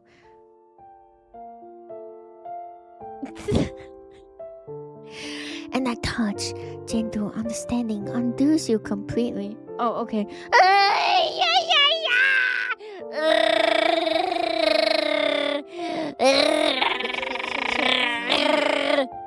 I'm behaving. I go down. Thank you so much for the support. You behave, young lady. I am. The vulnerability you've been trying to hide, the pain, the frustration all pour out. You meet his gaze, raw and exposed, and something shifts in his eyes. A softness, a protectiveness that you've never seen there before. Slowly, he pulls you into his arms. His embrace steady and warm you as you tremble against him. I failed him. You didn't. How do you know? It's just nothing at first. Only trails his hand gently down your back, his touch soothing. This game is so good, easing away the ache bit by bit. You've been fighting so long to protect others from those things. I know he's still here. Still standing. That's what I tell myself whenever I think of my parents. Did you know that Leon's parents are actually like well-known criminals? And he became an orphan. Source, Capcom wrote it down on a napkin. That they'd be proud of me because I'm still here. Still trying to help in any way I can. Despite everything. Tears begin to flow. His words sailing over you like a balm. You pull back just enough to look at him, your gaze searching. Why are you saying this? I thought you wanted to keep your distance. Yeah, I feel like they will.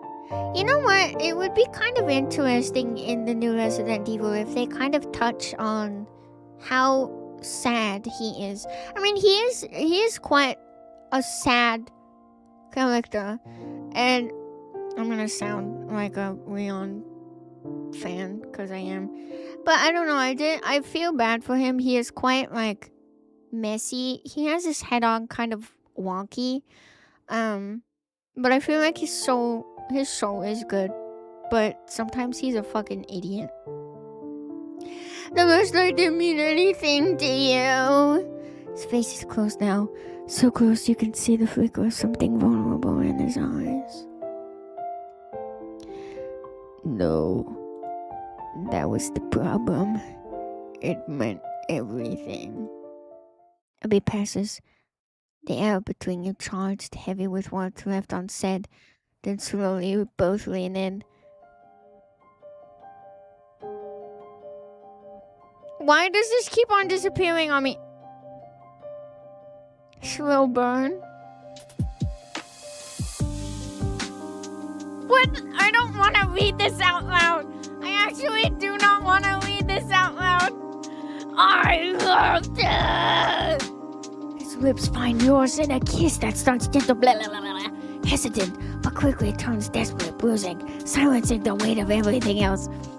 I don't want to read this.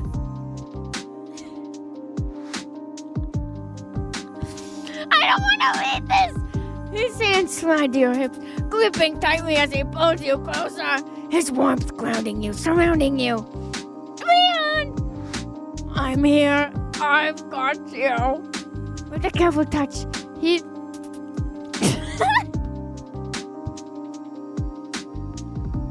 No fucking way!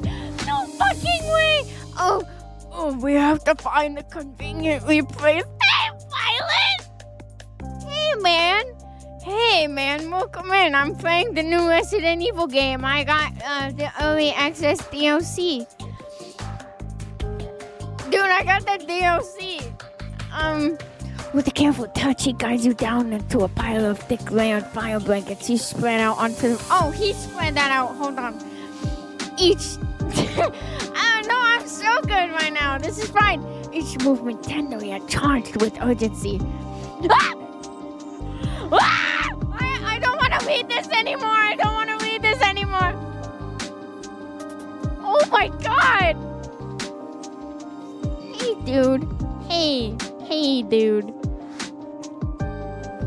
Okay, I'm gonna read this really fast. Sands lip beneath your shirt, his touch hard and rough, chasing away every thought but him. The feel of him, the taste of him, his mouth. Yes, of course, you can read it for me. You remember when we talked about this game when you were like, let's play it together? And I was like, hell no, dude. Hell fucking no. I am not putting you through this. And then look at what is being said right now.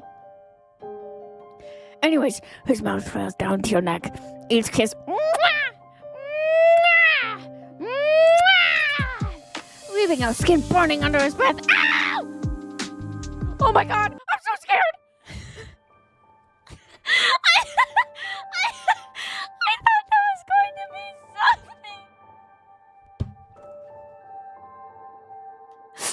I'm really scared. Okay. Okay, I think we're fine. As you pull apart, adjusting your clothes, there's a vulnerability in the air, an unspoken promise hanging between you. You straighten, voice low, almost reluctant. Please do. This doesn't change anything. We are not, but there's something in his eyes that tells you he knows better. Of course, as you move through the station, he offers his hand to help you over a piece of broken furniture. My hands are sweaty. When you take it, he doesn't let go right away. His thumb grazes over your fingers, and then in a voice soft and filled with an unexpected warmth, he speaks. Why are we talking about parents right now after that just happened? That is so fucking weird, Leon. That is so weird. This is so fucking weird. Yeah, Lane, that is so fucking weird. I think it's weird. He'd be proud of you for staying, for fighting. The words cut through, tender and sincere, and your voice comes out in a whisper. Yeah, you're right. There are no more words as you both exit the station. Ew! There are no more words as you both exit the station, but warmth of his hand lingers against yours. The silent understanding between you enough for now.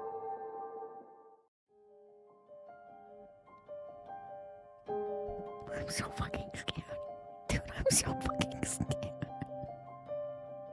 I'm so fucking scared right now. I'm so scared. The music is back. You both make it back to the house. Your body's worn yet buzzing with the lingering high of pleasure. You tell yourself to forget it, to push the memory aside, but it clings to you, refusing to fade. The two of you stand and please don't look at me like this is actually, guys, there's something about dating sims that, like, it actually gives me the ick. And I'm getting the ick, dude. I am getting the fucking ick. This is so weird. Like, it's funny, but I'm sorry if the dev is watching this. I'm not the type of guy to enjoy a dating sim. I can't. This is the artwork is beautiful, the background is beautiful, but I cannot. I can't do this. I can't.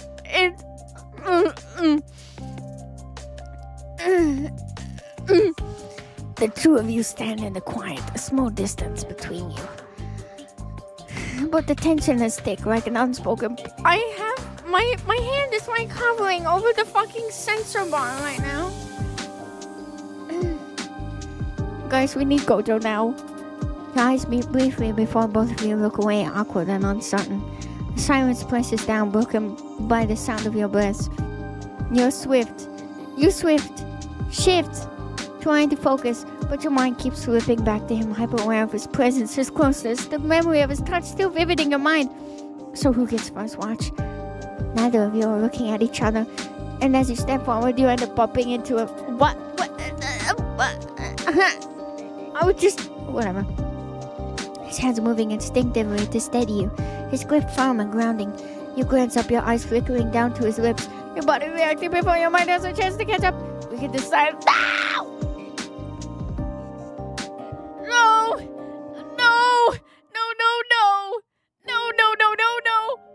I feel like I'm gonna see something insane. Okay, we're fine. Ew!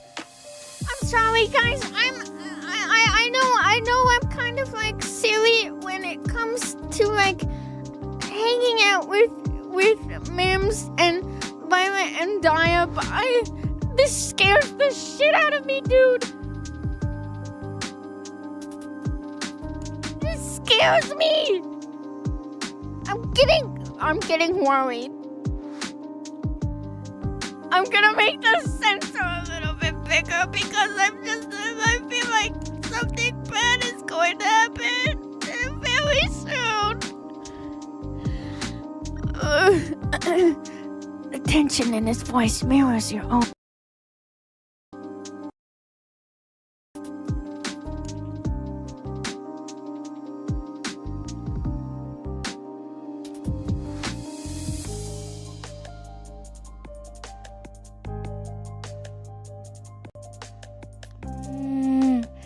Sorry guys, I punched my mic really hard.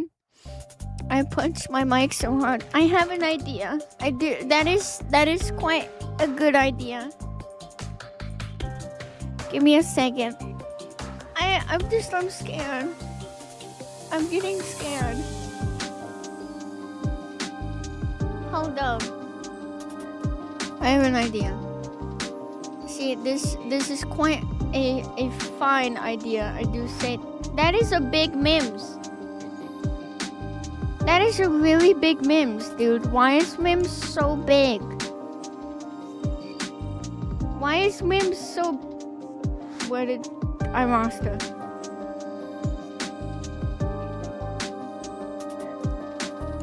Hold on.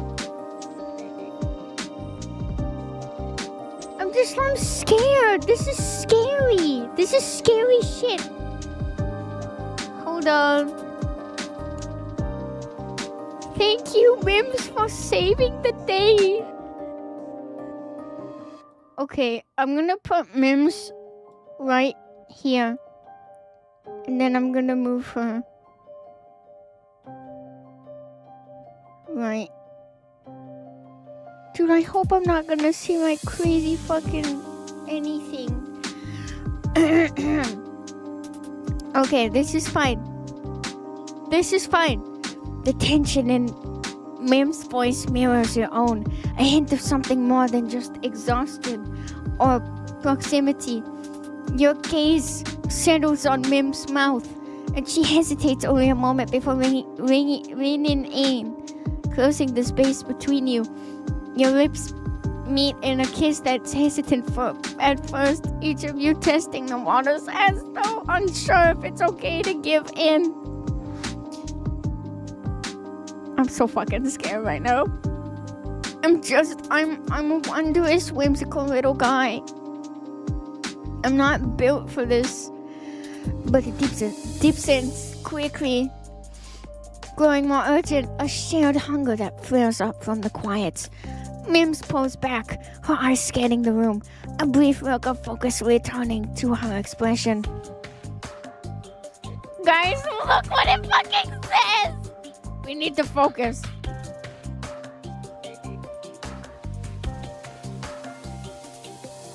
I'm gonna say continue. Oh my god!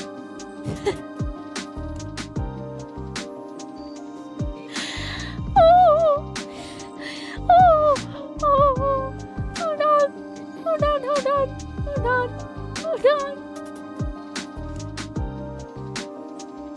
Oops. What is going on? What the fuck is going on right now? That was so weird.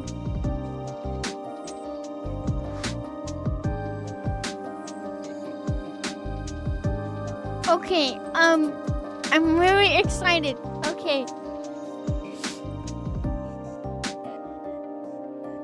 You don't pull back, neither does Mims. I don't think I want to do this anymore. Yeah, Mims might be in a bad spot. Oh, hold on. I'll put Mims right here. I'm so fucking scared. The kiss deepens, your breath mingling. As the urgency builds, the tension stretching, as it almost unbearable.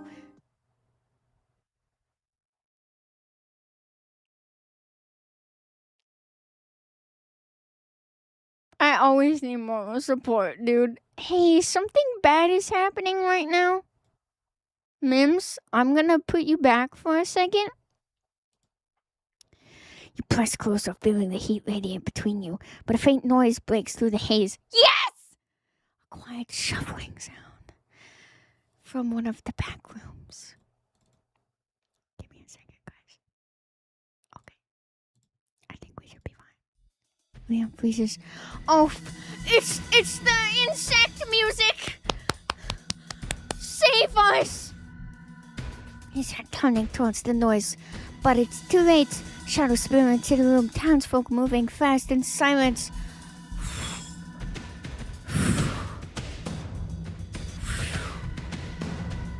I was getting kind of nervous. Shadows spill into the room, townsfolk moving fast and silent. Before either of you could react, left hands grab you from behind, dragging you backwards as you struggle, your limbs caught in their grip. Dude, we just got Bugsy. Real fights back, a flash of anger in his eyes, but he's overpowered too, forced to his knees beside you. When you regain consciousness, you're in a cage.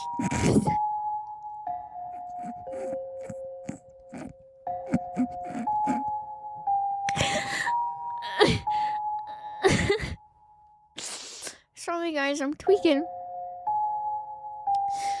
You're in a cage, cold iron pressing against your back. Your gaze darts around the dimly lit clearing, only to see Leon lying across from you. Stirring, his expression crowded and disoriented. Dude, we're in a cage! Yes. A figure steps forward, the leader of the townsfolk, his eyes glinting with dark intent as he studies you both. I tried to reason with you, but you won't listen, so now you'll see it. Feel it. You push against the bars of the cage. Let us out!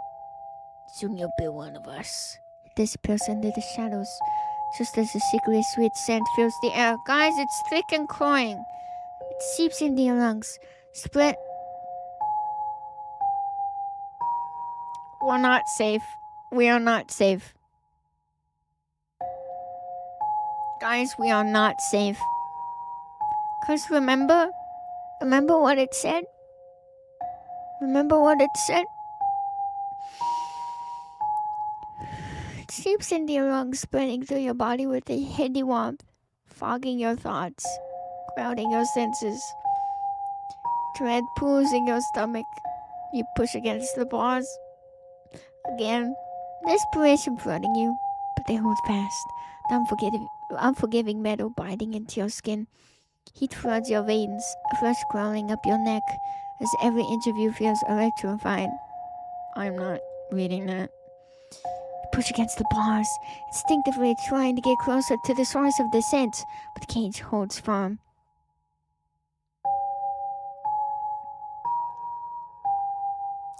Frustration and desire mix, intensifying with every breath as the scent works its way through you. Impossible to resist.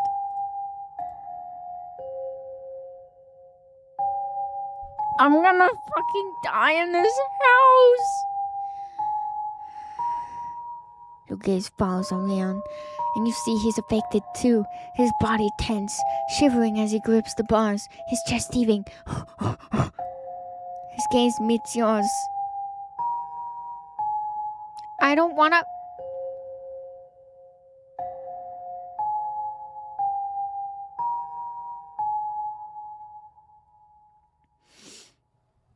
The same aching need to get out of this awful predicament. Oh my god, this game! He fights it, jaw clenched, but you can see it's only a matter of time before the pheromones overwhelm him completely. The primal urge to get the fuck out of this cage is awesome. And when the need to follow the creatures finally subsides, a different urge to get out of the cage is ready. Your body is wanting to get out of the cage, and you look at Leon, who also wants to get out of the cage where you guys are stuck in. Hey guys, welcome in. This is a really good time for you guys to be calling in to this wonderful game.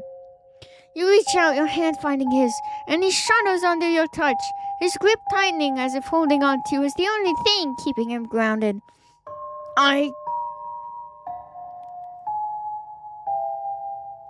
This game fucking sucks.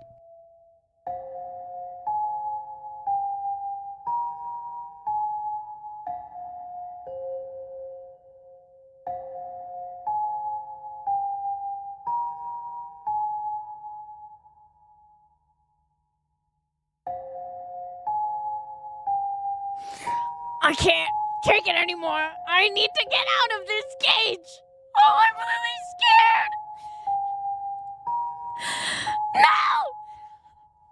You close the distance between you, succumbing to the pull of wanting to go outside of the cage.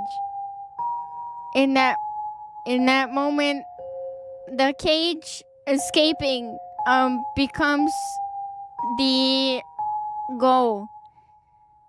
Yay! I'm so scared. There's only you and him, lost in the idea that you need to get out of this cage.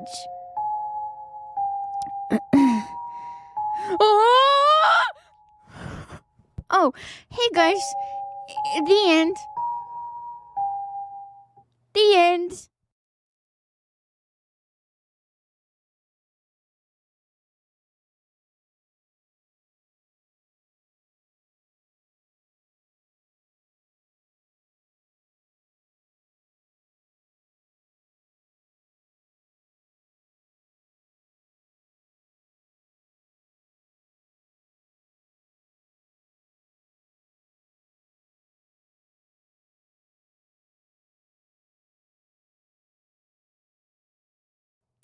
A tape comes out of the TV. You grab it. You have a feeling you should give it to somebody. Awesome! Yeah! Let's get out of here. That was awesome. Someone is humming a spooky tune. Oh, hey, you're back. Come, let's have a talk. What am I playing right now? You really turned the VHS too hard. She smiles at you. Thanks, how was it? I hope you enjoyed the tape. We tried some different ingredients this time. What? What are tapes? What? Tape was to connect to AK alternate universes. They're made with ingredients we gather on our travels, like slow burn embers and cliché caramel. Which ingredients are you using for the next tape? I'm not sure yet. The crew members decide. The travel logs will be updated once a decision is made. Voting always happens at the beginning of the month, so if you want to take part, join our crew. That's all for now. Sure thing, darling. If you need anything, you know where to find me. Thank you for being on this journey with us.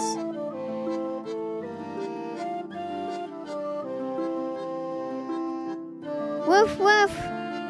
No. What's...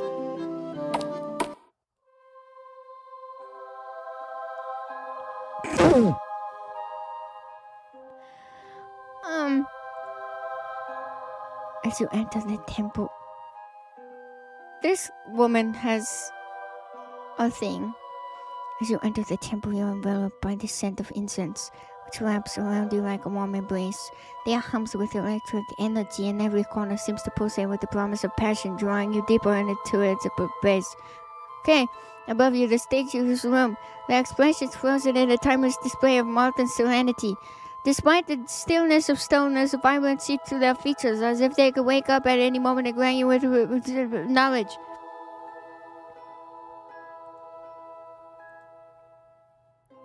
Can we talk to... Who are these people?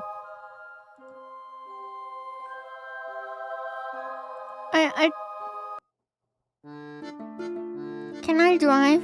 No? Can I go back and talk to Leon?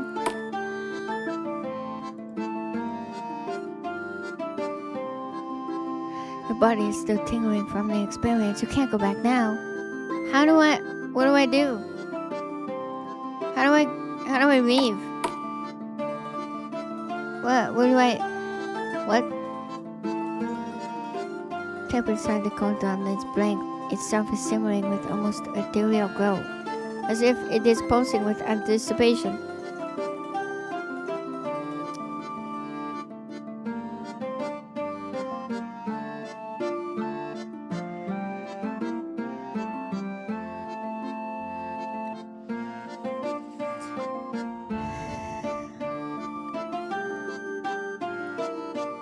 Am I done?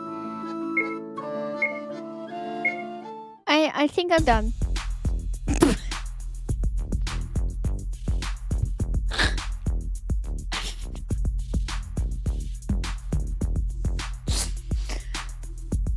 Yeah, I think I won.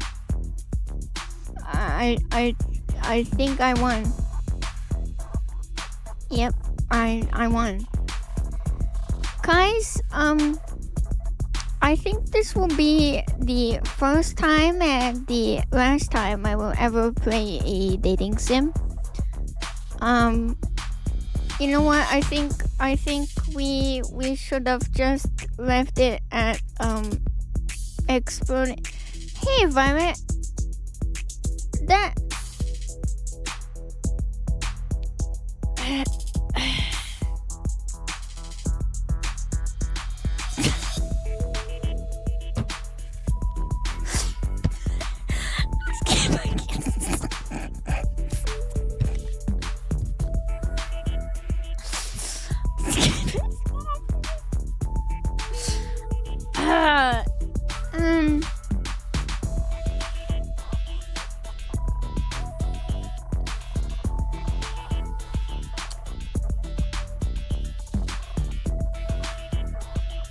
So, okay, we were stuck in the cage, and then, yeah.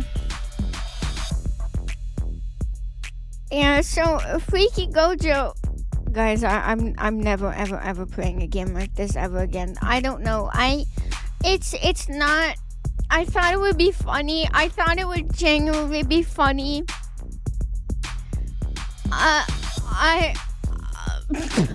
I thought it would be funny, but I think I'm weird. I think I'm weird. I think I'm really weird. Let me see what their artwork looks like. Oh my god. Okay, so there is a Gojo that is 18 plus, and it's where he falls in love with you, the teacher.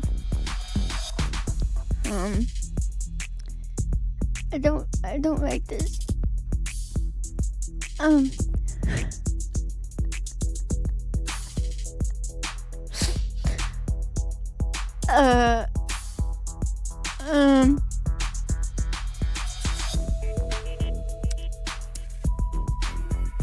No, we are not playing. We are not playing this game.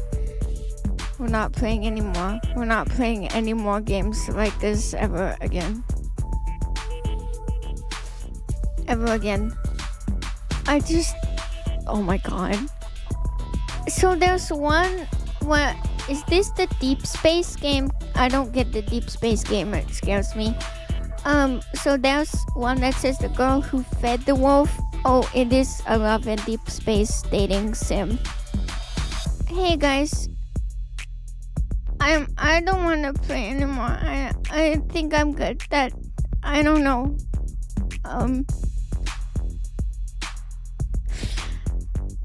Oh my god.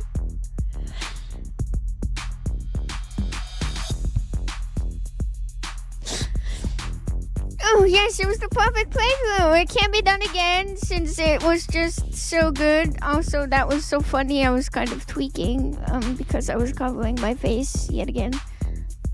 Nope. So here's my deal.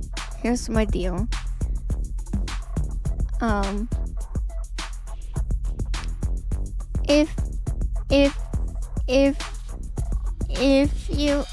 you like games like these, cause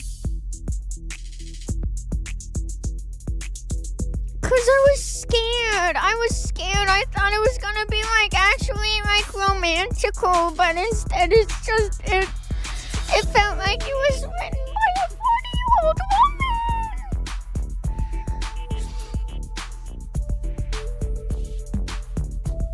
I just can't. I can't play dating sims. I can't. It makes me like want to retract and die and explode. And I just thought it would be funny. I thought it would be so funny if we played it before the Resident Evil 9 release. Oh, I was tweaking again. I'm looking back at the VOD. That was romantic. No.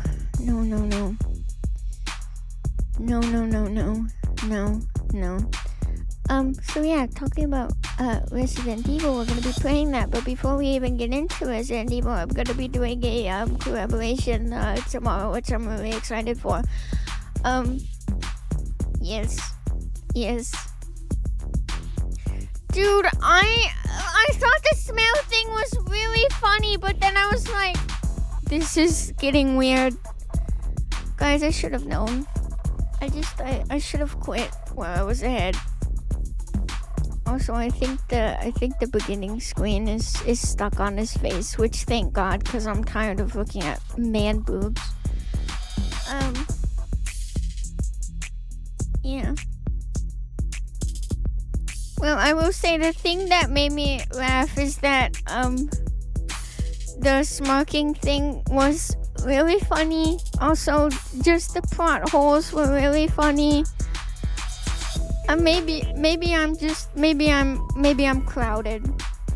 Maybe I just don't understand what good writing is. Yeah. Yep.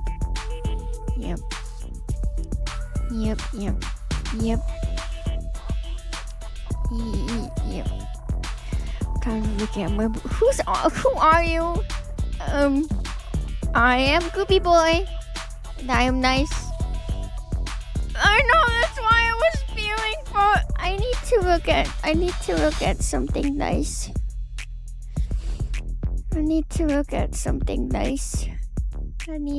I need...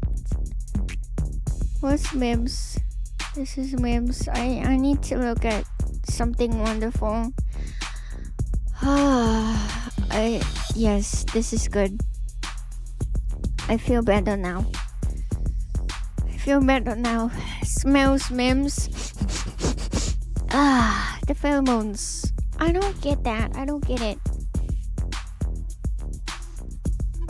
I know that could have been really bad. That could have been so bad. So I'm glad it ended.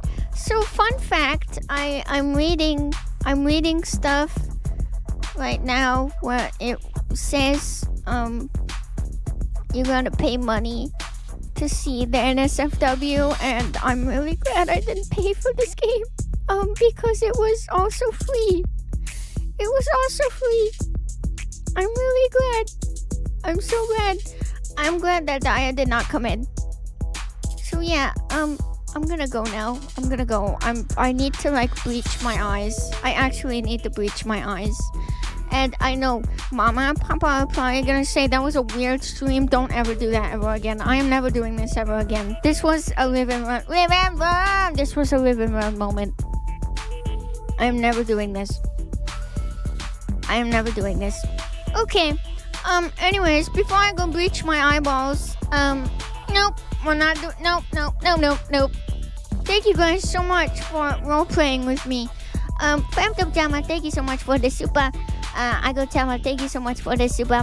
Tama, thank you so much for the pre-member message for 2 months. Tama, thank you so much for the super sticker. And then Agos, thank you so much for the final super of the day. To everybody who came in on Twitch, thank you guys for all the redeems and whatnot. We reached a milestone. We are at 715 followers on Twitch. We are at 2.5k on YouTube. Thank you guys so much. I couldn't have done it without you guys, obviously. I will see you guys tomorrow for the well-behaved, wonderful, normal time that I have with wonderful ladies. Yep, okay. Here I go, guys. That was... I'm gonna go die. Okay. Goodbye, ghoulshujin-chama.